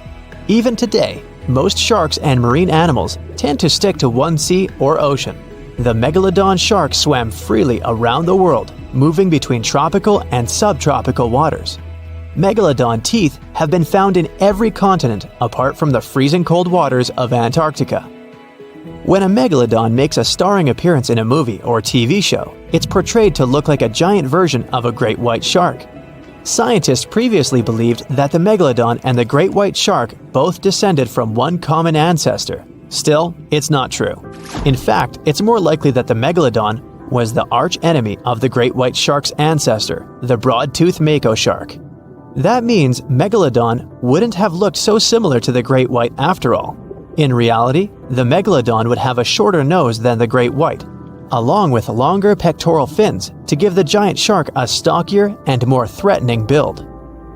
They both had an excellent sense of smell though, so even in prehistoric times, it wasn't a good idea to go swimming with a chunk of raw meat in hand. And it certainly isn't safe now. Whether the Meg's hiding somewhere in the depths, which some still believe is true, or it's gone forever, younger cousins will still be there waiting. Also, both of them like to go after big marine mammals, so they would certainly have things to do together. That is, until the Meg got moody and accidentally ate its friend. You never know. These guys had a different hunting style. Great whites prefer to dive straight towards their prey and find its softest spot, like exposed legs or underbelly. Sometimes, an entire tooth would be found embedded in a bone of some bigger animal, such as a whale. Without the main parts they use for swimming, poor sea animals were then helpless and unable to escape. Yet whales were just a smaller part of Megalodon's diet. Seals, sea cows, squids, dolphins, other sharks. The good old Meg probably wouldn't say no to some random school of smaller fish swimming into its mouth either. Nothing better than a good snack after a big tasty dinner. Even those giant turtles weren't safe with their thick shells. The Meg probably took them as a dare challenge on a daily basis. Scientists have used computer simulations to try and work out the hunting style of the ancient shark. Using this technology, scientists have discovered that the Megalodon's attack style was very different from that of modern-day sharks. Modern sharks dive straight for their prey's most vulnerable spot, for example, the soft underbelly of a seal. The Megalodon's teeth were uniquely suited to biting through tougher areas of cartilage. So, evidence suggests that a Megalodon would first chew the tougher fins of their prey, rendering them unable to swim away before launching into their final attack. Some people believe that the Megalodon is still alive today, lurking at the depths of the ocean's waters. But it's unlikely to be true. Megalodons are a warm water species, which means they would be unable to survive in the cold waters of the deep ocean. Most of the Megalodon's potential prey live in shallower waters, meaning there would be very little for the Megalodon to eat at deep sea level. Simply put, if there was an animal as big as the Megalodon still living today, we would have spotted it by now. It is unlikely that you'll run into a Meg though. The sharks, like us, preferred warm coastal waters. Deep ocean living would be too cold for the beasts, and food would be scarce. Their entire bodies would also have to evolve to avoid being squished by the enormous water pressure down there. It's unlikely they're still around, but not impossible. Some good news if you do run into one is that the shark is pretty unlikely to eat you. You are way too small a meal for the Megalodon, even if you have a couple of friends with you. This guy eats whales that are over 50 feet long. If you're having a beach party though, it's a different story. In a beach full of swimmers, the shark very well might creep up, scooping several humans into its giant mouth without even chewing. The fearsome name Megalodon comes from two Greek words, megas, meaning big, and odont, meaning tooth. Combined, they mean big tooth, and it certainly lives up to its name. Just one of its chompers is the same size as a human head. It had 276 humongous teeth in total, across 5 terrifying rows. In all of history, only a couple of saber-toothed cats and the T-Rex had consistently bigger teeth. Now that's a showdown I'd like to watch. The Megalodon vanished millions of years ago, leaving only huge teeth to be found by modern archaeologists. They literally disappeared with very few traces left. Scientists believe that over time, deep sea levels dropped and the ocean's temperature went down rapidly. Over a third of all marine life was wiped out as the oceans cooled and the number of animals at the bottom of the food chain plummeted. This had a catastrophic effect on the hungry predators at the top. Sorry guys. It became way too cold for these sun-loving sharks too, which made it difficult for them to reproduce since they gave birth in warm waters. The Megalodon is usually described as a sort of great white shark, but this is just a common myth. In fact, the ancestors of today's great white existed at the same time as the Meg, but they weren't best buddies and were even in competition with each other. The great white shark was a better hunter using its smaller size and agility to snap up the Meg's prey quickly. They were also known to eat Meg pups, who were only half their size. This didn't exactly help the whole extinction thing.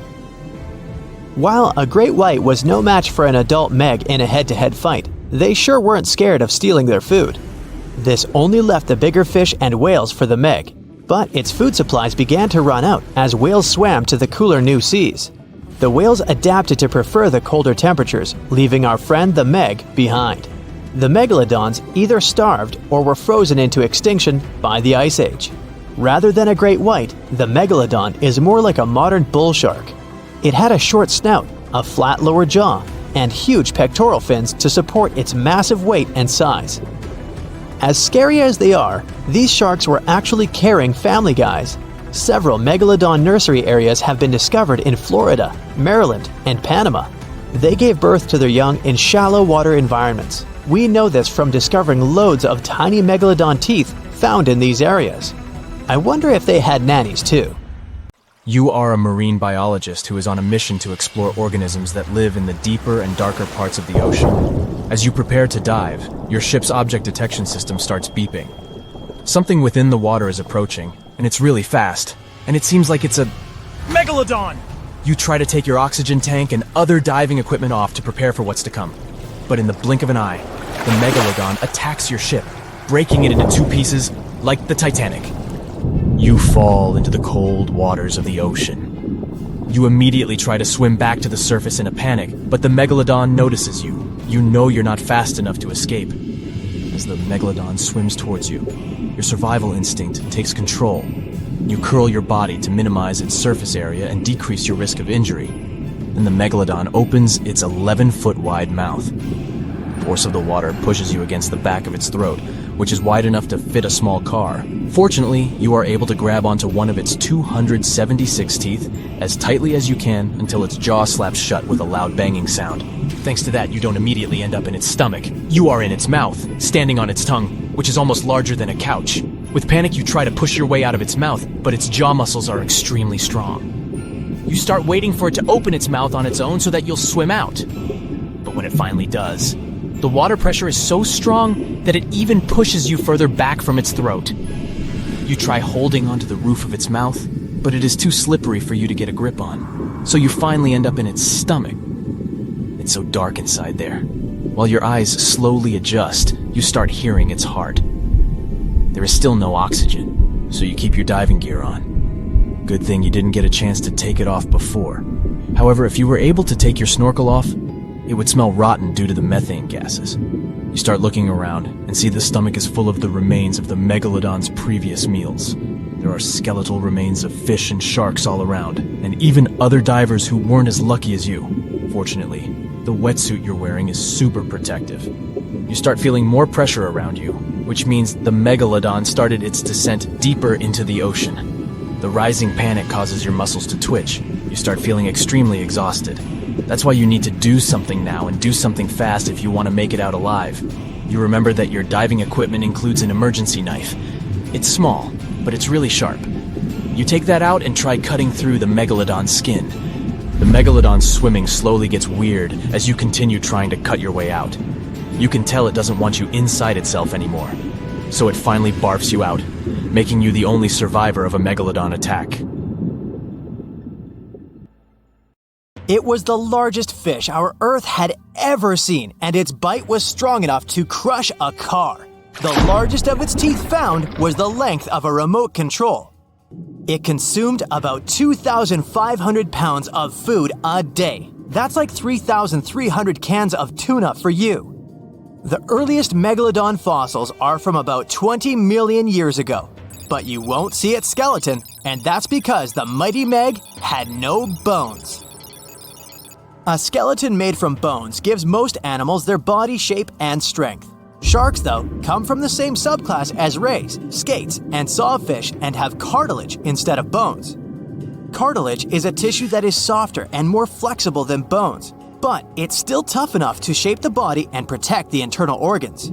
Some areas are more flexible, since cartilage is weaker, and some, like the shark's head, are much tougher, thanks to calcified cartilage.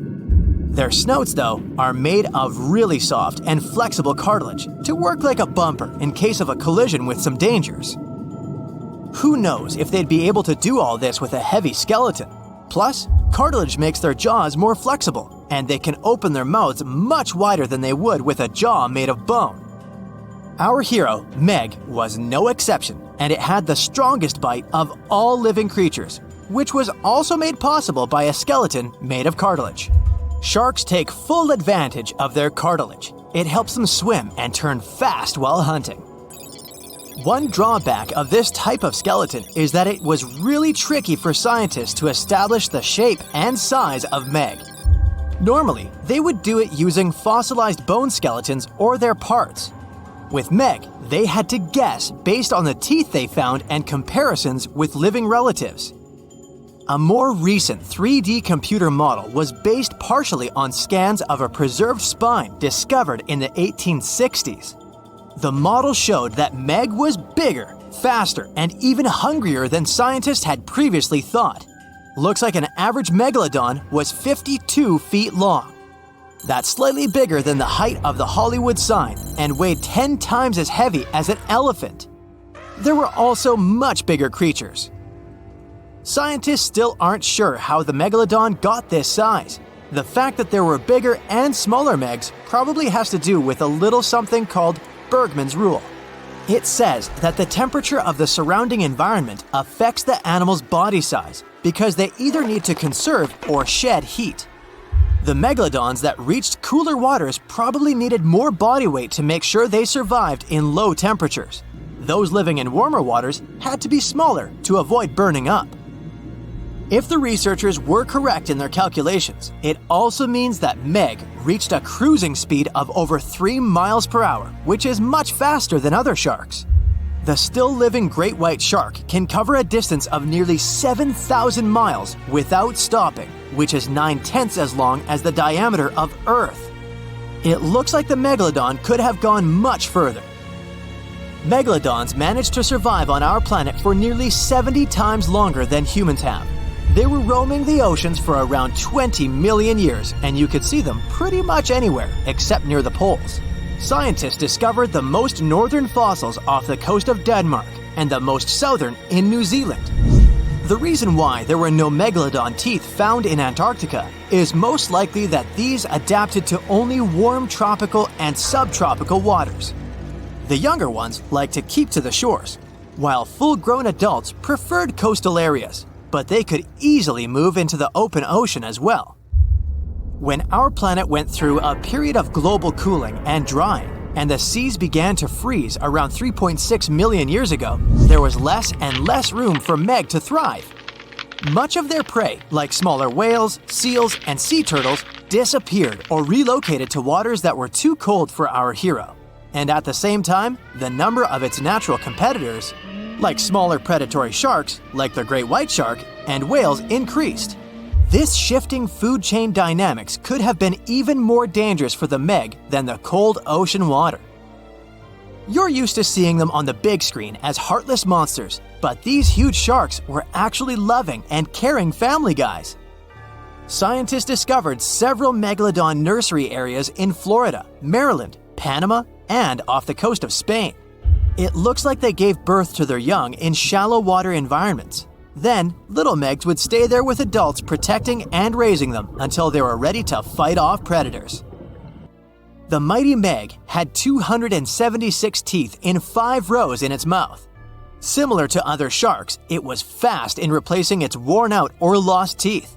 With 4 or 5 rows of teeth in its mouth, it basically acted like a conveyor belt, able to grow back damaged or missing teeth.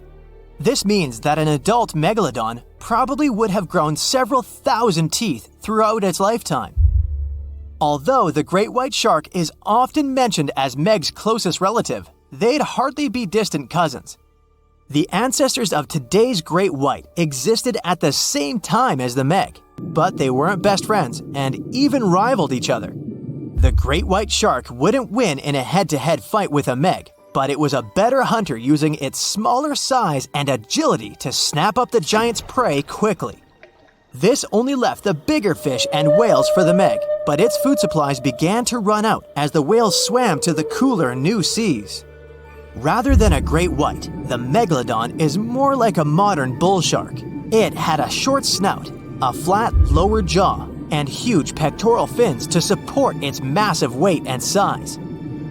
We also speak of Meg as an extinct giant, but can we be 100% sure it isn't hiding somewhere as we speak? After all, we've only explored 5% of our oceans altogether. The Mariana Trench is the deepest oceanic trench on Earth, and you could dip the whole of Mount Everest in its deepest part, and over a mile of it would still be above the surface. If a megalodon or two needed a place to hide, that would be the perfect spot. It wouldn't be the coziest place to live, though, with its cold water and total darkness. Plus, the pressure there is 1,000 times stronger than at sea level. So, if a Meg really were hiding down there, it would have serious issues with its teeth, because calcium would dissolve under that pressure. To survive here, it would also need to learn to navigate in complete darkness. That means it would have either become bioluminescent or evolve to grow massive eyes like the giant squid. If the Meg were still around and true to its dietary choices, it would have to eat smaller fish, and that would be a problem for us humans. Especially those of us who love fish, that is. And the ocean isn't cooling down these days. The megalodon would love its temperature and would thrive and reproduce faster than ever. Those giants would create some massive problems for cargo ships and cruising vessels. In case you're now scared at the thought of meeting a megalodon, relax. Most scientists don't think it's possible because of our hero's size. Most foods that megalodons like to eat live in shallow ocean areas and not in the deep, deep sea. Meg would need to come up for dinner every now and then, and it's kinda hard to miss a creature this big. They're both giant prehistoric creatures to us, but the megalodons and the dinosaurs never actually coexisted. The dinosaurs probably died out about 66 million years ago. Megalodons seem to have appeared a bit later. It was one of the biggest creatures ever to roam the Earth. It was longer than your average school bus and could easily weigh more than 10 elephants combined. But where did it live? How did it end up having this size? And most importantly, why is it extinct nowadays? Let's find out. The Megalodon was the largest predator ever known in our planet's history. In terms of its location, the Megalodon lived practically in all waters on our globe, except near the poles. The reason why there were no Megalodon teeth found in Antarctica is probably that the gigantic creature adapted to only warm tropical and subtropical waters. The younger ones liked to keep to the shores, while full-grown adults preferred coastal areas, but they could easily move into the open ocean as well. How do we know the Megalodon was so widely spread? We can only presume, based on the fact that they discovered the most northern fossils off the coast of Denmark and the most southern in New Zealand. The discussion of how the Megalodon got this size is still open in the scientific community. They recently found out that not all the specimens from this fascinating species reach the same huge size. This has to do with a little something called the Bergmann's Rule, which says that the temperature of the surrounding environment affects the animal's body size because they either need to conserve or shed heat. The megalodons that reach cooler waters probably needed more body weight to make sure they survived in low temperatures. On the contrary, those living in warmer waters had to be smaller to avoid burning up. But what did this enormous fish look like? Most modern depictions show the megalodon resembling an enormous great white shark. But well, it seems it may not necessarily be correct. The megalodon likely had a much shorter nose and a flatter jaw that looked almost squashed when compared with a great white shark. It also seems to have something in common with the modern blue shark: extra-long pectoral fins. They needed these to support their weight and size while navigating the planet's waters. Lastly, the lady megalodons, seem to have been about twice as large as the gentlemen. As for their offspring, even a small megalodon was enormous, at least 6.5 feet from nose to tail. How do we know that? Because specialists have stumbled upon megalodon nursery habitats in Panama, Maryland, the Canary Islands, and Florida. Even the piles of used diapers were enormous. Nah, not really. Surely the scariest aspect of the megalodon's looks was its mouth. I mean, think about it. Megalodon had whales for dinner, so it obviously needed to open its mouth wide enough. Scientists have estimated that its jaw would span a mind-boggling size, 9 by 11 feet wide. Just to paint you a better picture, that means it could have easily gulped down 2 adult people side by side. Wait, which 2 adults? Those impressive jaws also featured 276 teeth. Based on modern reconstructions of the force of its bite, it looks like it may have been one of the most, if not the most, powerful animals of prey ever to exist. For comparison, humans can have a bite force of around 1,300 newtons. Today, great white sharks have been estimated to be able to bite down with a force of over 18,000 newtons. The megalodon tops all the records, with an estimated power of bite up to 10 times greater than that. It could basically crush a car with very little effort. Its teeth were also pretty amazing. Similar to sharks, the megalodon was fast in replacing its broken or worn teeth. With 4 or 5 rows of teeth in its mouth, it basically acted like a conveyor belt, growing back damaged or missing teeth within about 48 hours. This means that an adult megalodon probably would have grown several thousand teeth throughout its lifetime. It was nice of them to do that, though, since it's probably one of the reasons why megalodon teeth are so common in fossil records, and we're able to study them properly. To maintain its impressive physique, the megalodon had to eat somewhere around 2,500 pounds of food per day. Can't wrap your head around that? Well, it was the equivalent of 1.25 cows per day to survive. It's like if you had to eat 3,300 cans of tuna every day. I've used the word megalodon a lot, but have I mentioned where it comes from? When translated from Greek, it means giant tooth. Ah, those clever Greeks.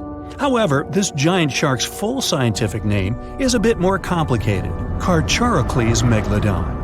But are these gigantic predators actually extinct? We tend to believe so, but let's be honest for a second. We've come to know more about the surface of Mars than the depths of our oceans. Like, we've only explored 15% of our oceans altogether. Who knows what may be lying out there in the deep? Maybe some ancient predators? The Mariana Trench is the deepest oceanic trench on Earth. The Challenger Deep, its deepest part, is so deep that you could dip the whole of Mount Everest in there and it would still be over a mile above the surface. That's deep. If a megalodon or two ever needed a place to crash, that would be a discreet enough location. However, the Mariana Trench is not a particularly comfy place to be in. Because it's cold and steeped in total darkness and all. The temperatures here are around 36 degrees Fahrenheit all year round. And to top it all off, the pressure is 1,000 times stronger than at sea level. So it's safe to assume that if any megalodon is hiding in here, its teeth and bones might not be looking so good. Because of the intense pressure here in the Mariana Trench, proteins and calcium start to dissolve and disintegrate. That's why, for example, the Haddell snailfish, the deepest dwelling fish we've discovered, has evolved to feature flexible cartilage instead of bones. To survive here, the megalodon would also need to learn to navigate in complete darkness. That means they would have to either become luminescent or evolve to grow massive eyes like the giant squid. While it may sound like an intriguing and good idea for a movie script, most scientists don't think it's possible. Why? Well, most of them say it's because of the megalodon's size. Most foods that megalodons like to eat live in shallow ocean areas and not in the deep, deep sea. Specialists believe that if these animals were actually still roaming our waters, there's no way we wouldn't know about it. They would need to come up for dinner every now and then, right?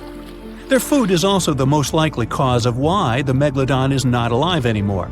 While some specialists believe the megalodon became extinct because of a drop in the ocean water temperature, most scientists suggested that the shifting food chain dynamics may have been more to blame. Why?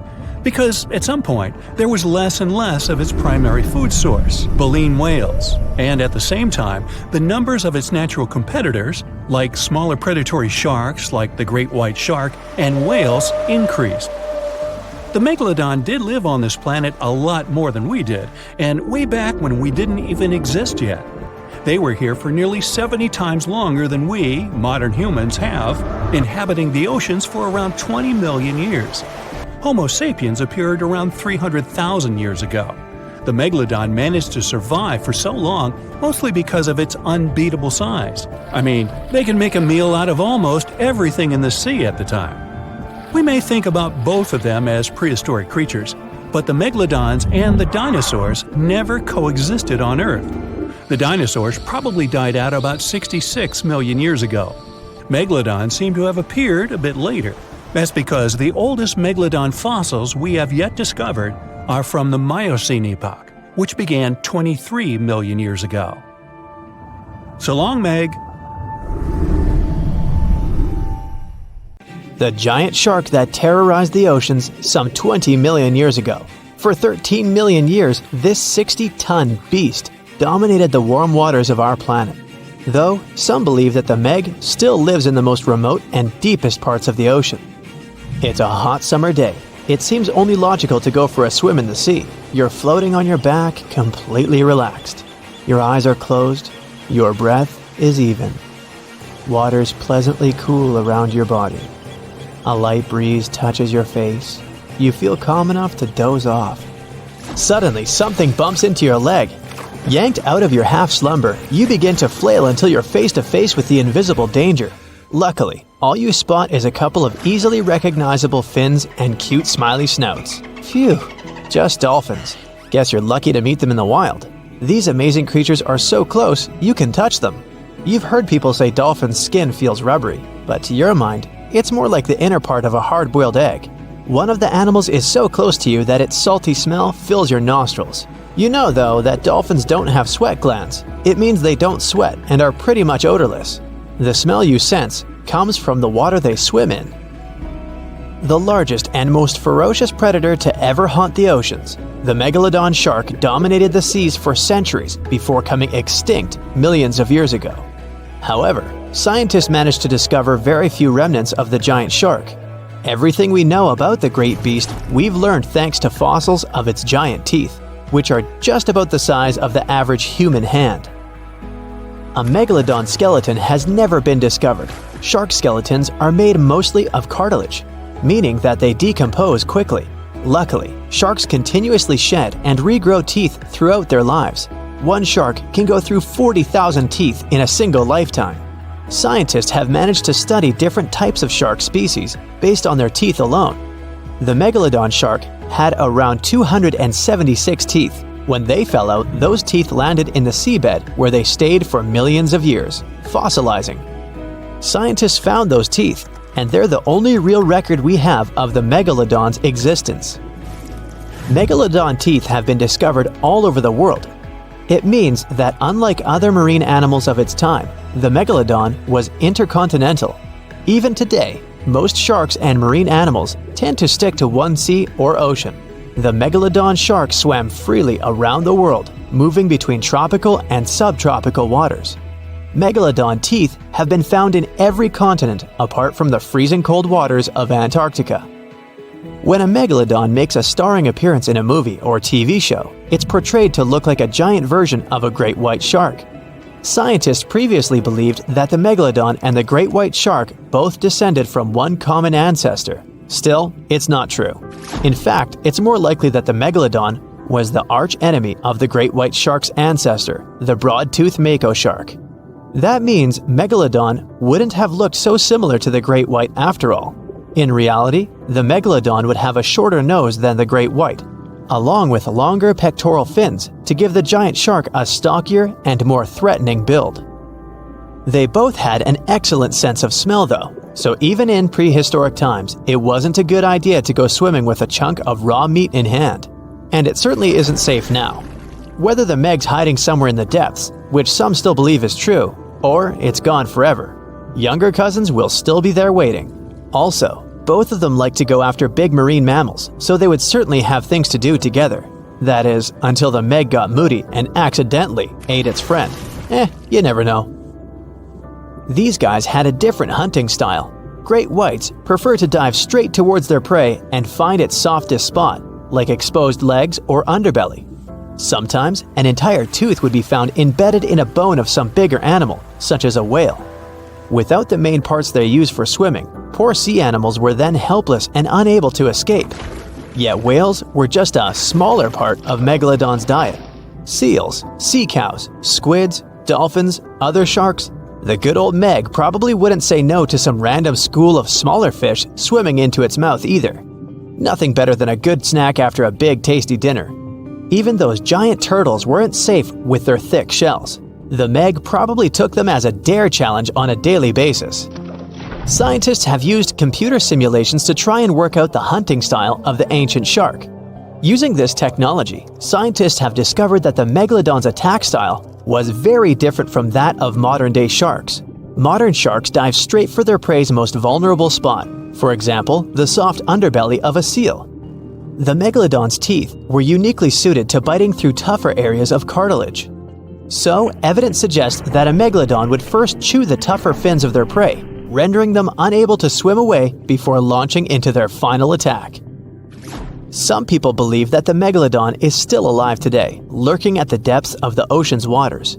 But it's unlikely to be true. Megalodons are a warm water species, which means they would be unable to survive in the cold waters of the deep ocean. Most of the Megalodon's potential prey live in shallower waters, meaning there would be very little for the Megalodon to eat at deep sea level. Simply put, if there was an animal as big as the Megalodon still living today, we would have spotted it by now. It is unlikely that you'll run into a Meg though. The sharks, like us, preferred warm coastal waters. Deep ocean living would be too cold for the beasts, and food would be scarce. their entire bodies would also have to evolve to avoid being squished by the enormous water pressure down there. It's unlikely they're still around, but not impossible. Some good news if you do run into one is that the shark is pretty unlikely to eat you. You are way too small a meal for the Megalodon, even if you have a couple of friends with you. This guy eats whales that are over 50 feet long. If you're having a beach party though, it's a different story. In a beach full of swimmers, the shark very well might creep up, scooping several humans into its giant mouth without even chewing. The fearsome name Megalodon comes from two Greek words, megas, meaning big, and odont, meaning tooth. Combined, they mean big tooth, and it certainly lives up to its name. Just one of its chompers is the same size as a human head. It had 276 humongous teeth in total, across 5 terrifying rows. In all of history, only a couple of saber-toothed cats and the T-Rex had consistently bigger teeth. Now that's a showdown I'd like to watch. The Megalodon vanished millions of years ago, leaving only huge teeth to be found by modern archaeologists. They literally disappeared with very few traces left. Scientists believe that over time, deep sea levels dropped and the ocean's temperature went down rapidly. Over a third of all marine life was wiped out as the oceans cooled and the number of animals at the bottom of the food chain plummeted. This had a catastrophic effect on the hungry predators at the top. Sorry guys. It became way too cold for these sun-loving sharks too, which made it difficult for them to reproduce since they gave birth in warm waters. The Megalodon is usually described as a sort of great white shark, but this is just a common myth. In fact, the ancestors of today's great white existed at the same time as the Meg, but they weren't best buddies and were even in competition with each other. The great white shark was a better hunter using its smaller size and agility to snap up the Meg's prey quickly. They were also known to eat Meg pups, who were only half their size. This didn't exactly help the whole extinction thing. While a great white was no match for an adult Meg in a head-to-head fight, they sure weren't scared of stealing their food. This only left the bigger fish and whales for the Meg, but its food supplies began to run out as whales swam to the cooler new seas. The whales adapted to prefer the colder temperatures, leaving our friend the Meg behind. The Megalodons either starved or were frozen into extinction by the Ice Age. Rather than a great white, the Megalodon is more like a modern bull shark. It had a short snout, a flat lower jaw, and huge pectoral fins to support its massive weight and size. As scary as they are, these sharks were actually caring family guys. Several Megalodon nursery areas have been discovered in Florida, Maryland, and Panama. They gave birth to their young in shallow water environments. We know this from discovering loads of tiny Megalodon teeth found in these areas. I wonder if they had nannies too. The Megalodon shark roamed the oceans, scaring and chewing everything to pieces long after the dinosaurs were wiped out by the great meteorite. We know that it was the largest and most dangerous hunter that ever lived, as well as the biggest shark. It was the king of all seas, swimming freely between most parts of the ocean. But then, about 2.5 million years ago, the last of its kind disappeared from Earth forever, leaving only huge teeth to be found by modern archaeologists. And it could be because of the great white sharks. The Megalodon is usually described as a sort of gigantic version of this marine animal. This is a common misconception people make because these creatures were thought to be related. In fact, the Meg looked more like a modern bull shark. It had a short snout, a flat lower jaw, and long and massive pectoral fins that supported its weight. And what's more important, the ancestors of today's great whites existed at the same time as the Megalodon. But with great size comes great clumsiness. Although the Meg was huge and powerful, it was also not as nimble as the smaller and quicker great white sharks. Researchers believe that great whites actually rivaled with the Megalodon for food and were often more successful hunters thanks to their agility. They couldn't fight the Meg openly, but were fast enough to steal its food.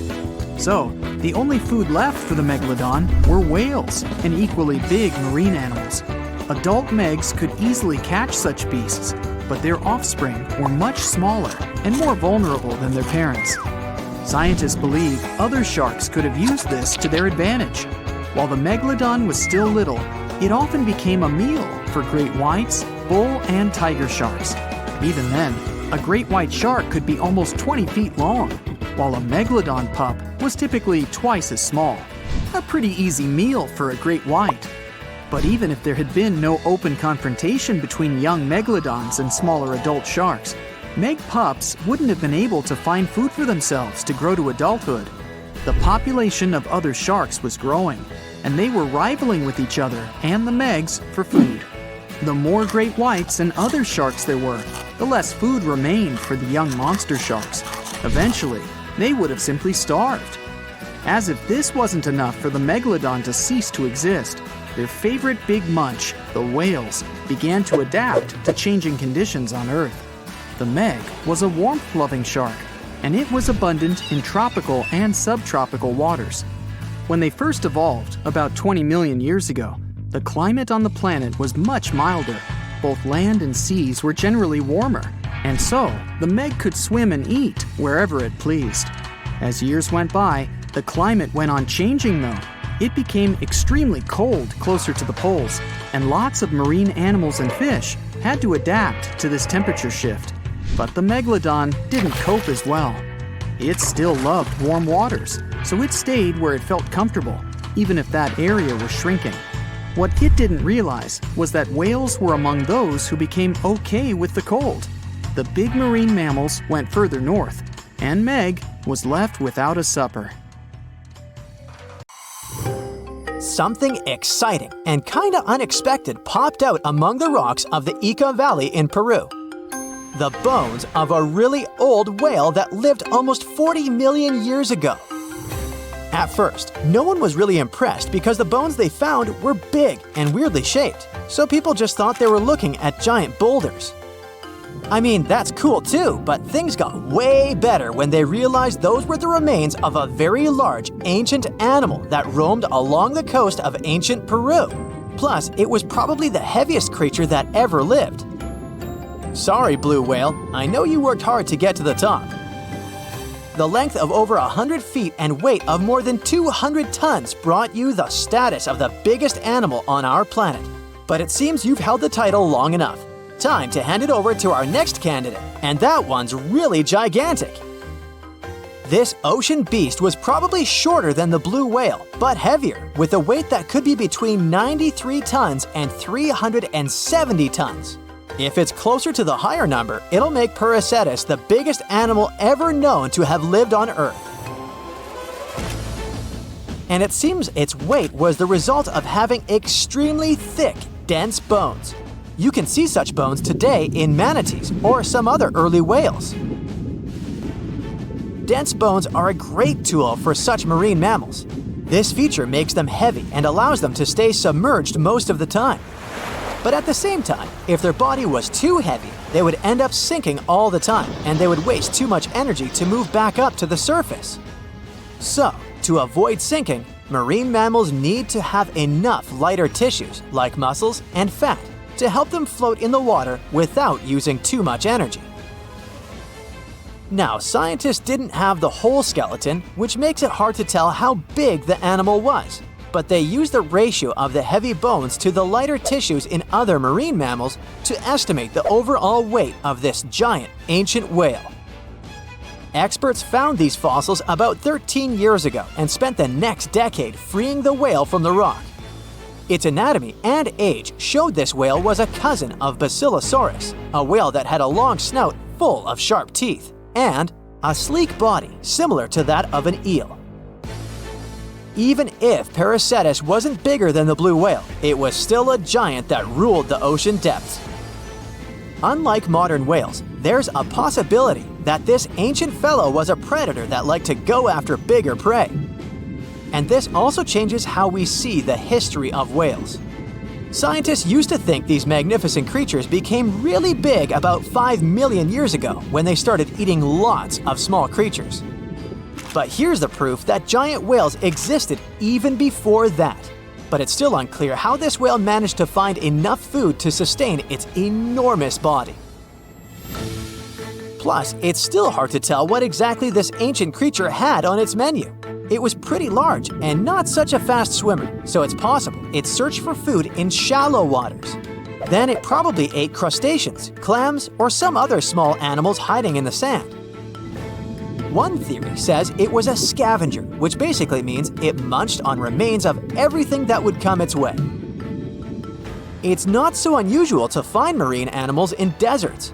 Many of these regions used to be covered with water anyway. The Sahara in Africa is a perfect example. About 50 to 100 million years ago, this was not a dry desert, but a shallow saltwater body called the Trans-Saharan Seaway. The land is not wet there anymore, of course, but people who lived in that area knew about it because they used to find old shells across the desert. The sea was about 164 feet deep. That sounds enough for a nice swim. Some would say this area looked like modern Puerto Rico, with lots of sun and shallow water. Mangrove forests were a common thing as well as seafloors covered with mollusks, like snails and clams. The marine sediment that was left behind after the sea had dried up is full of different fossils. And the animal that lived in that ancient underwater world didn't look friendly. Plus, they were much bigger than their relatives from modern times, so a regular-sized human would end up as a snack, not even a whole meal. Normally, when animals live on small islands, they can become much bigger than their relatives from the mainland. This is something we call island gigantism, and it happens because there are more resources or fewer predators on islands. Maybe the same thing happened in the Trans-Saharan Seaway. Even though it wasn't an actual island, the water moved in and out, which created little pockets of water. And specific conditions in these pockets might have helped animals grow bigger. So we're talking about giant sea snakes, catfish, and fish that no longer exist today. One had incredibly strong jaws, and the animal used them to eat hard things and even crush shells. Their teeth showed they were fierce predators other animals had every reason to be afraid of. They went through some changes when it came to diet, similar to some types of piranhas. And the competition to get to the top of the food chain wasn't a joke. Not when there were also such large predators as sharks, crocodiles, and ancient relatives of elephants. Sahara went through different phases. If you could use a time machine and take a peek at Earth's largest hot desert as it was about 6,000 years ago, you wouldn't have to struggle with sand and heat. You'd have a nice walk through a green and pretty lush place. In the past, people who lived in that area didn't leave drawings on cave walls that showed camels, sand dunes, and scorpions. All those things you'd see in today's Sahara. Instead, they drew crocodiles. That's additional evidence that the Sahara used to have a lot of water and plants, enough to support these big yet scary animals. Around 3 billion years ago, Earth might have been mostly covered with water. Today, it's about 71% of its surface, but it seems that our planet used to be a giant ocean world with no continents at all, just some scattered islands. Scientists studied special rocks in Western Australia that formed in a place deep under the ocean called a hydrothermal vent system. To explain this better, it's important to mention two common oxygen types, O16 and O18. O18 is heavier because it has extra neutrons. O16 evaporates from water more easily, and as researchers studied an old ocean floor, they found a lot of O18, more than in today's oceans. This way, they realized ancient Earth had less dry land than Earth today. Australia is a good spot to conduct these studies because a long time ago, it also used to be a beautiful place with large animals and lush rainforests. But as time went by, the land became drier and Australia had more deserts formed, such as the Great Victoria Desert.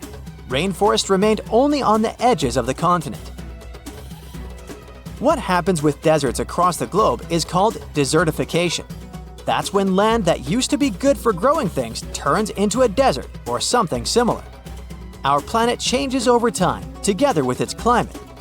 But desertification also happens because of human activities, like mining, farming, and building cities. And when land turns into a desert, It's a problem because it can't support people and animals anymore. Food doesn't grow there. There's not enough clean water, and animals lose their homes. To help with this problem, there's a plan many countries agreed to. They decided to work with farmers to take care of the land, fix damaged areas, and manage water better. All in all, to make our planet a better place for life. In 1969, two brothers went fishing on the Altamaha River in the Clark's Bluff area. They cast their fishing rods, ready to wait for some fish to bite their bait. But at that moment, they saw something strange. At first, they thought it was a sturgeon. But then, they saw that the length of this sturgeon was about 13 feet, almost as tall as two basketball players. Of course, such a size didn't frighten the brothers because some species of sturgeon can reach a length of 24 feet, which is about 3.5 basketball players. Something else surprised them. The face of this creature resembled that of an alligator. The tail was horizontal. It had a triangular crest along its upper body and sharp metal-colored teeth protruding from its mouth. A creature that looked like a dinosaur was quite an unusual phenomenon for the time when Steven Spielberg was an aspiring young director and didn't even think about creating Jurassic Park. So, on that day in 1969, two brothers saw something elusive, like Bigfoot or the Loch Ness Monster. They saw a creature that had been the subject of stories for centuries, a creature that is being searched for even today. They met Altamaha. This is a famous and narrow circles monster that lives near the mouth of the Altamaha River in southeastern Georgia. People from the Lower Muskogee Creek tribe talked about it long before the British colonization. In ancient times, there were legends about a snake-like lizard that bellowed and hissed. So this monster has already been elusive for several centuries. But do you know what distinguishes Altamaha from Nessie, Chupacabra, and others? Yes, there are no bad quality photos or videos of Altamaha, but there's a huge amount of evidence from different periods.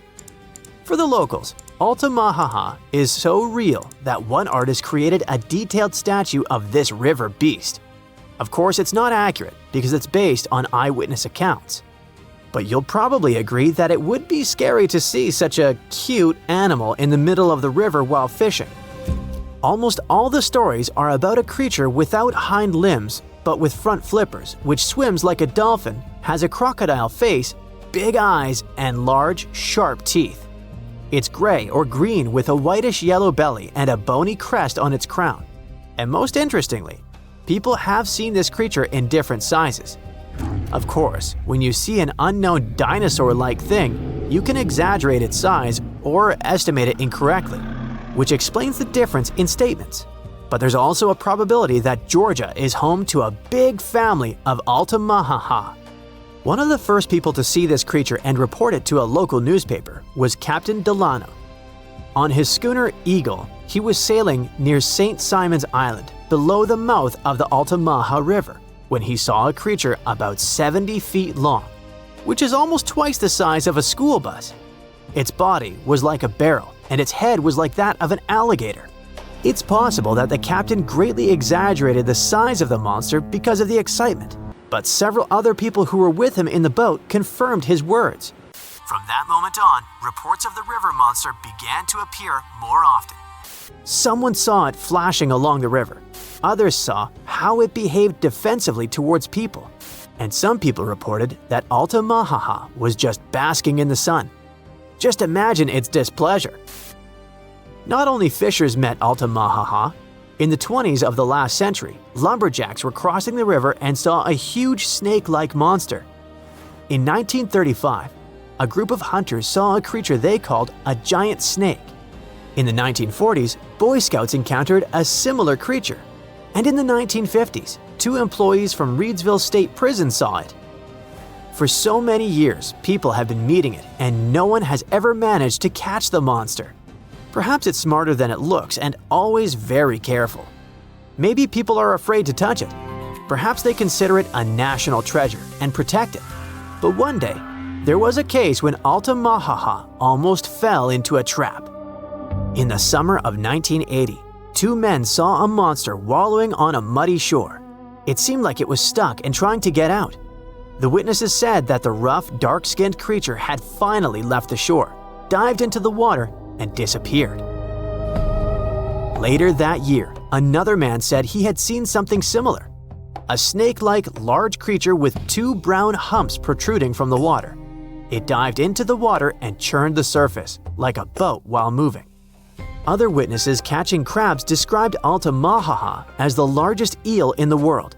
Okay, stop! Many saw it in the last century, but what about more recent news? Is the monster still alive? Oh yeah. In 2002, a man was pulling a boat upriver near the town of Brunswick when he noticed something large, 20 feet long and about 6.5 feet wide, breaking out of the water. In 2010, a photographer caught something strange on camera floating along a canal in the city of Darien. And these cases are just the ones we know about. Surely, many people have seen this thing but haven't talked about it in newspapers or on the internet. If you don't believe these stories, you can go to Darien, get on a boat, and ride along the river to see this monster with your own eyes.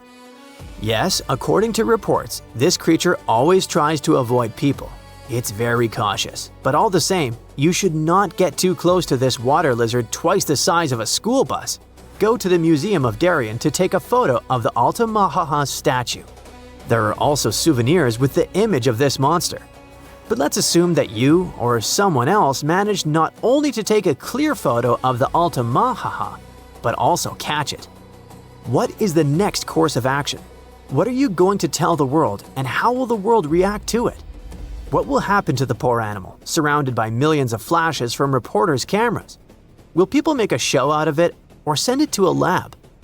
Fortunately, in 2001, scientists already developed an action plan. This plan was drawn up by Scotland's nature agency, NatureScot, since they had concerns about the Loch Ness Monster. At some point, it became too popular and too many people tried to catch it, so the agency became concerned about saving the life of the famous creature. They showed the Nessie contingency plan that can also be used for any unknown animal that lives in water or on land. According to the plan, if the ancient lizard is captured, scientists should take its DNA sample and just release it back into the wild. Fair enough. The animal will receive the same legal protection as other local wildlife in Scotland. All attempts to catch it will be prohibited. But let's imagine that this is exactly what happens. Scientists receive a DNA sample of the Altamahaha, the Loch Ness Monster, or other similar creatures. What could those be? Some ancient descendants of dinosaurs?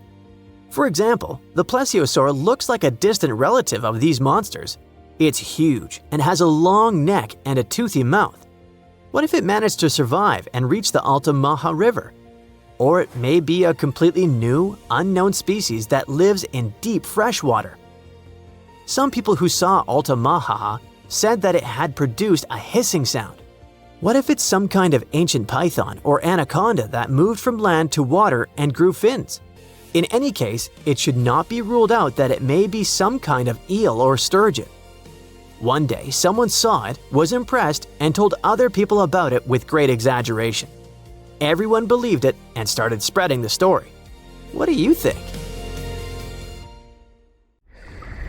If you could dive right into the mysterious darkness of the ocean depths, who knows what you'd come upon?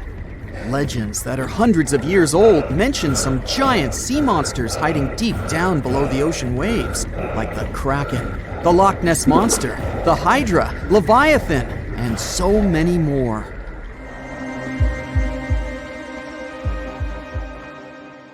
Okay, no one has ever seen such monsters, but there are still weird and unusually big sea spiders, squid, worms, and many other animals that grew way more than we'd expected. Take a look at the colossal squid from sub-Antarctic waters. It's around 14 times longer than the arrow squid that lives near New Zealand. And deep down in the Pacific Ocean, there's a sea sponge as big as a minivan. Oceans contain about 96.5% of all water on our planet. Up to 80% of all life on Earth we've discovered is under the oceanic waves.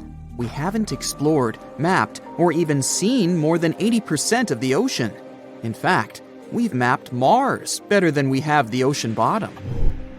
The pressure down there is insane, and it would make you feel like you're holding up almost 50 jumbo jets, and temperatures at such depths are extremely low.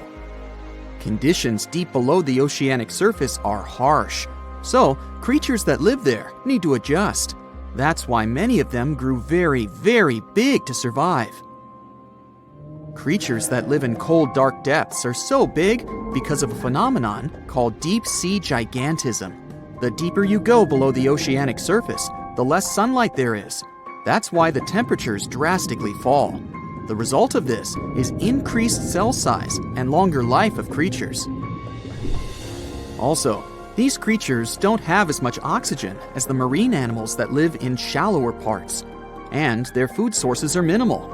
Much of the food they get comes from shallower waters, and only a little bit trickles down to the deeper parts. And when there's not enough food, being large is an advantage. Larger creatures can move farther and faster to find something to eat. Their metabolism works slower. They don't digest the food that fast, so they can store food and conserve energy for hard times when they can't find anything to eat. They don't need to regulate their body temperature either, which also helps them save some energy, which they can then transfer to other body processes. They mature more slowly and later than those living in shallow waters. The majority of fish species that dwell in deep waters live 30 years or even more. Orange ruffy fish, on the other hand, live up to 150 years. This fella grows 24 feet in length and weighs up to 1.5 tons. But it grows to be so big for centuries. They start looking for partners when they're 150 years old. And they can also live this long because there are not so many predators at such depths. Also, there are no humans or other things that can disturb them or endanger their existence. At such depths, the environment is pretty stable, so many animals there are like living fossils because they probably haven't changed in millions of years.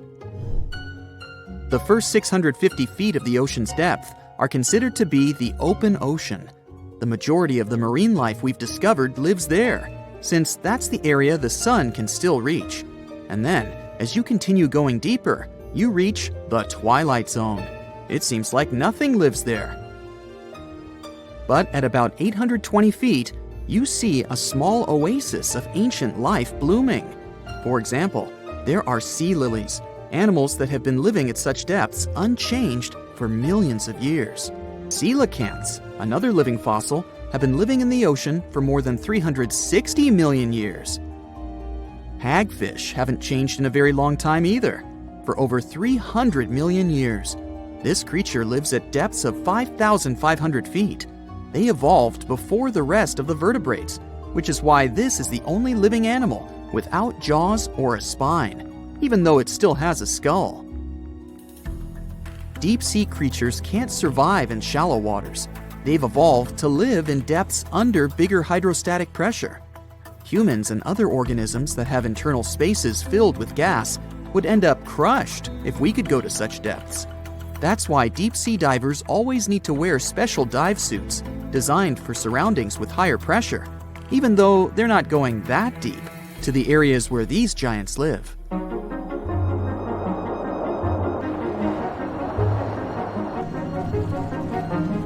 But near Antarctica, you can see gigantism way closer to the surface, like giant sponges, sea slugs, sea spiders the size of a dinner plate, worms, and even some enormous single-celled organisms. They all tend to chill in shallower waters. Scientists are not sure why exactly, but they think it could have something to do with oxygen. Giant species use just a little oxygen, and the waters around Antarctica are pretty rich in it, which means there's hardly any limit to these animals growing bigger and bigger. Back to deep-sea creatures. As mentioned, they had to adjust to strong pressure, so they almost don't have any air gaps in their body at all. They're mostly water-based, and since water is incompressible, which means it's not something you can compress, it helps them stay unaffected at such high pressure. But because of all that, if they were to go up towards the surface, they'd probably swell up, maybe even explode. Just look at the blobfish, the one that takes the title of the ugliest animal in the world. It looks normal deep down below the surface, where its natural habitat is. But when it gets up to the surface, where the pressure is 120 times lower, it changes its shape. The blobfish doesn't have a skeleton or muscles, so without high deep-sea pressure, it ends up being all floppy and saggy. The dark oceanic depths are not just scary to watch, but to listen to as well. In 1997, scientists were trying to find underwater volcanoes located off the South American coast. During their travels, they recorded one of the loudest noises ever registered. It was pretty weird, too. It was so loud, even sensors from more than 3,000 miles away managed to pick it up. They later called it the bloop. It took them 15 years to conclude the sound came from an ice quake. That's when seismic activity breaks frozen ground. Water at the bottom of the ocean is not always extremely cold. There are hydrothermal vents on the seafloor, and the water that comes out of them can be up to 750 degrees Fahrenheit. Powerful pressure, yep, the same one that would crush you, is something that doesn't allow the water to boil. There are hundreds of animal species that live near deep-sea hydrothermal vents. Some of them, such as tube worms, are not like anything we have seen before. These worms absorb chemicals from vent fluids. That's how they feed bacteria that live in them. And in return, those bacteria give them the carbon the tube worms need to survive. 2/3 of all of the coral species scientists discovered live in dark, deep, and extremely cold parts of the ocean. Some even live in parts that are 3 miles deep. They can survive at low temperatures, such as 28 degrees Fahrenheit. Some of these cold water corals are more than 8,000 years old. They form amazing structures that can rise up to 115 feet tall. The deep is not just a mysterious world of unusual creatures. The landscape under the oceanic surface is magnificent too. The canyons hiding there make even the Grand Canyon seem small. For instance, check out the one located in the Bering Sea, the Jemchug Canyon. Its vertical relief is more than 8,500 feet deep. That's huge. The largest ocean waves are not the ones you can see from the shoreline. They occur under the surface, and they're called internal waves. They take place between two water masses that have different densities.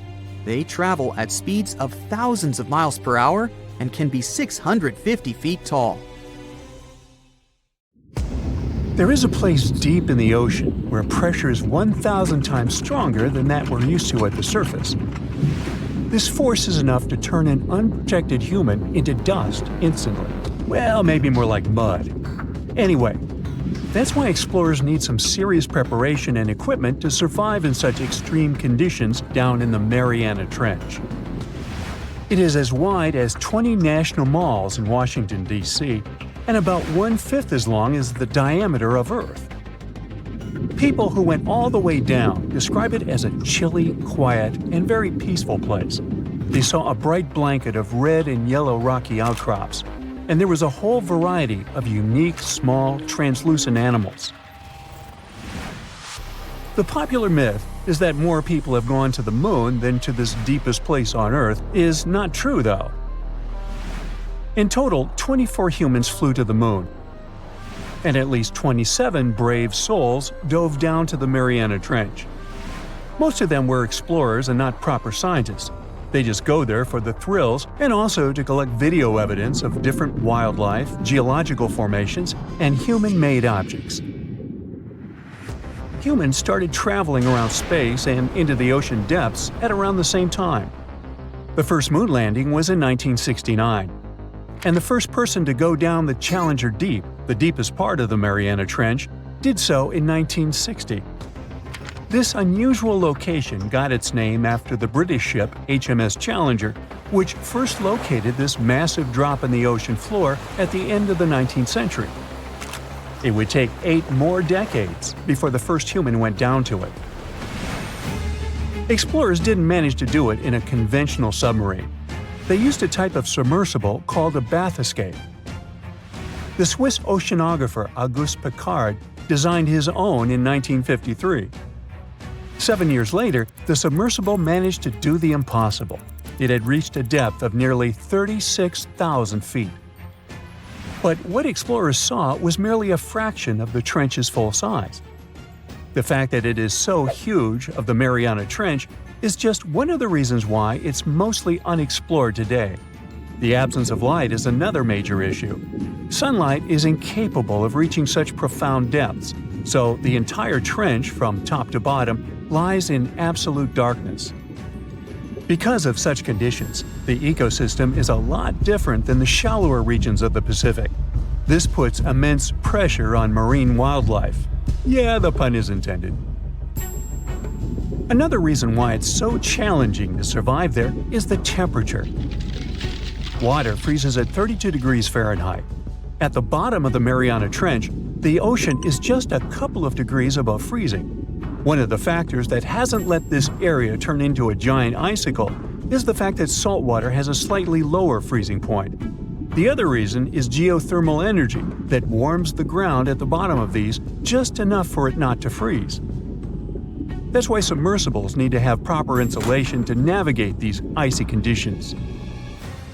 When they reach the bottom, researchers find out that this desolate and harsh climate is home to several animal species. They encountered arrow-toothed eels, snailfish, and spoonworms at various depths. There were even strange-looking translucent sea cucumbers and shrimp-like amphipods. The biggest surprise was microbial mats thriving on methane and hydrogen from the mud. Among the species, the Mariana snailfish looks like a master of the environment that can go farther and deeper into the trench to feed on prey than its competitors. Despite its seemingly fragile appearance, the snailfish has adapted to withstand extreme pressures, a superpower it wouldn't be able to survive without. The exotic life forms that live deep down aren't normal-sized, since deep-sea gigantism makes them grow significantly larger than their counterparts in other ecosystems. One example is the giant tube worm, which can be 6 feet long. Science has a hard time explaining the exact cause of this form of gigantism.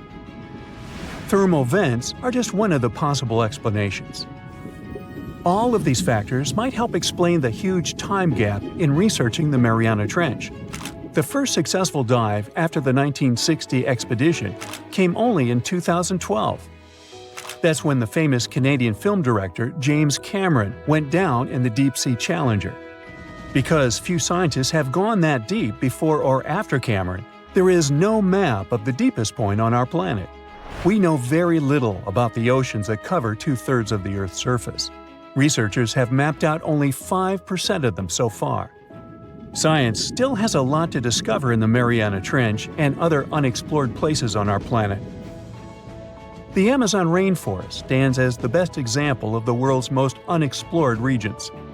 The list of reasons why this part of South America is unknown starts with its wildlife: jaguars, anacondas, piranhas, black caimans, and Brazilian wandering spiders are just some of the creatures that pose a risk for researchers. Relentless year-round rainfall induces heavy flooding. Add to all this some treacherous river currents, and you can see why scientists have mapped such a small percentage of the Amazon to date. In just one region of Brazil, near Peru, there are at least 14 tribes that have never had contact with the outside world. The national authorities intend to keep it that way. Isolation of these indigenous people is the best way to protect their future. The same goes for a remote island in the Indian Ocean. After the tragic tsunami of 2004, helicopters flew over North Sentinel Island to make sure its inhabitants were alive and well. Meanwhile, the Sentinelese weren't thrilled. They took up bows and arrows to drive away the unwanted visitors. This tribe is one of the last uncontacted tribes on Earth. Although anthropologists and filmmakers visited the island in the late 1960s, we still don't know much about its indigenous population. It sits a long way off any shipping lanes in the Bay of Bengal. North Sentinel has no natural harbor, and it's surrounded by a shallow reef. This makes access to the island possible only by boat. The Indian officials who lay claim to the island have prohibited outsiders from visiting the island for safety reasons. The estimates on how many people inhabit the island vary significantly, from as few as 15 to as many as 500. The island is not tiny. It's about 5 times as big as London's Heathrow Airport. Apart from occasional contact during the past 2 centuries, the Sentinelese must have been isolated for a long time. They are related to other indigenous groups in the Andaman Islands, but their neighbors cannot understand a word of their language. The continent of Antarctica has no permanent human settlements at all. The only people who periodically live there are international scientists. This vast expanse of ice and snow, roughly the size of the United States and Mexico combined, still has many regions where humans haven't set foot. Satellite imagery and photos that NASA's aircraft made from the air have mapped out the entire continent. So we know where to go, but it's not that easy. The reason for this are all the adjectives that go with Antarctica. It is the coldest, windiest, driest, and brightest of the 7 continents. This makes it virtually unlivable. More than 99% of its surface is covered with a permanent sheet of ice. Its thickness ranges from 1 mile to as many as 3 miles in some places. That's half the height of Mount Everest. Now, the Himalayan range contains the world's tallest unclimbed mountain. It is also the tallest mountain in Bhutan. In the local language, the mountain's name translates as White Peak of the 3 spiritual brothers. Out of respect for the spiritual beliefs of the local population, national authorities restricted and then completely banned mountaineering at the beginning of the 21st century. To this day, there is no evidence that any climber has ever managed to successfully reach the summit of this mysterious mountain. So, a mysterious discovery was made deep in the Red Sea, the so-called death pools. Woo, that's scary. In 2020, researchers embarked on a dive into the Red Sea. The mission spot was in the Gulf of Aqaba, between Saudi Arabia and Egypt. Near the end of their expedition, as they ventured deeper into the darkening waters, they noticed some strange seaweed floating above the seafloor. They decided to use a remotely operated vehicle and investigate it. Suddenly, they discovered these strange, motionless lakes of water within the sea. These are called brine pools. They're basically pockets of salty water deep on the ocean floor. And when I say salty, I mean it. Sometimes they're up to 8 times saltier than the ocean water itself. Mysteriously, they don't mix well with the surroundings. They formed millions of years ago, sometime during the Miocene epoch, back when weird creatures roamed the earth, like me, and deeply buried mineral deposits dissolved into the water. The largest pool spans about 170,000 square feet. Meanwhile, 3 smaller ones are under 107 square feet each. At first, this discovery didn't seem that scary. But here's why they're so horrifying. Not only are they disgustingly salty, they also lack oxygen. Now hold on a sec, isn't that normal for something that's underwater? Well, it turns out the Earth's waters are full of oxygen, and at least half of this element on our planet comes from the oceans. Just like plants on land, marine plants, such as phytoplankton, seaweed, and algae, munch on sunlight and produce oxygen through photosynthesis. They release lots of it into the surroundings. Marine life then eats half of it, so only about a quarter of the oxygen that we breathe actually comes from the oceans. Just like us, sea creatures need this element to survive. Without it, they can't breathe and support their metabolism to live. That's why these pools are super dangerous for most of them. It's like a puddle of thick syrup for bugs. When they get in, the poor things immediately suffocate and pass away. Which is why the pools are surrounded by a graveyard of marine animals. But let's see how these things can exist in the first place. Have you ever tried making ice cubes from salty water? Spoiler, it's pretty hard. When you add salt, the water gets harder than usual to freeze, a phenomenon that has a funny name, freezing point depression. Oh, that's because salt interferes with the hydrogen bonds between water molecules. As it finally freezes, stuff like particles, dirt, or dissolved salts get pushed out to the sides. As a result, the salt's kind of squeezed out of the ice crystals and gets trapped near the edges in small bubbles or pockets. Something similar happens in the ocean when seawater starts freezing under super cold polar caps. The salt doesn't freeze with the water. Instead, it gets pushed out, forming a super salty cold liquid, the brine. And then it sinks down to the ocean floor. On a large scale, all this process also helps currents to form. Despite being so dangerous, the pools are still full of microbial life because microbes couldn't care less, they'll survive anywhere. There are literally thick mats of them in the brines. There are also some salt-loving creatures, like shrimps and eels, hovering around the pool's edges. They're being super creepy, waiting to catch unsuspecting prey that ventures too close to the toxic death pool. Ew. Well, it sounds icky, I know. But this discovery gives us some fascinating insights into how life might have originated on Earth. We already know from the evolution theory that we came from the ocean, but now scientists think that life might have begun in the deep sea in some super dark, oxygen-free places. These brine pools are like time capsules. They're one of the closest things we found to the early Earth. They can tell us the planet's history of earthquakes, floods, tsunamis, and more. For example, they have some traces of rainfall that happened over 1,000 years ago. And they can also help us search for life on other water-rich planets. For example, Mars most likely used to have huge oceans on it. Now, NASA scientists want to send a special instrument called HABIT for a special red planet mission to study things similar to our brine pools. This will tell us more about how life appears and survives in the universe. There is lots of unexplored fascinating stuff like this in the Red Sea. That's why scientists conducted the so-called Decade Expedition and spent around 5 months exploring the place. This expedition was launched by the National Center for Wildlife. They made so many remarkable discoveries that now we've got 77 new research papers. For example, they found over 10 blue holes, incredible underwater sinkholes that host unique ecosystems. They also learned that dolphins can use those blue holes to protect their young from predators. Scientists also found traces of great white sharks, a creepy community of deep-sea lanternfish living in low oxygen conditions, and even a new coral species. It's the most resilient deep-sea corals that also vibe just fine without oxygen, like microbes we mentioned. Speaking of which, research also showed us some new ancient thermal vents and large blobs of microbial formations near Farasand Island.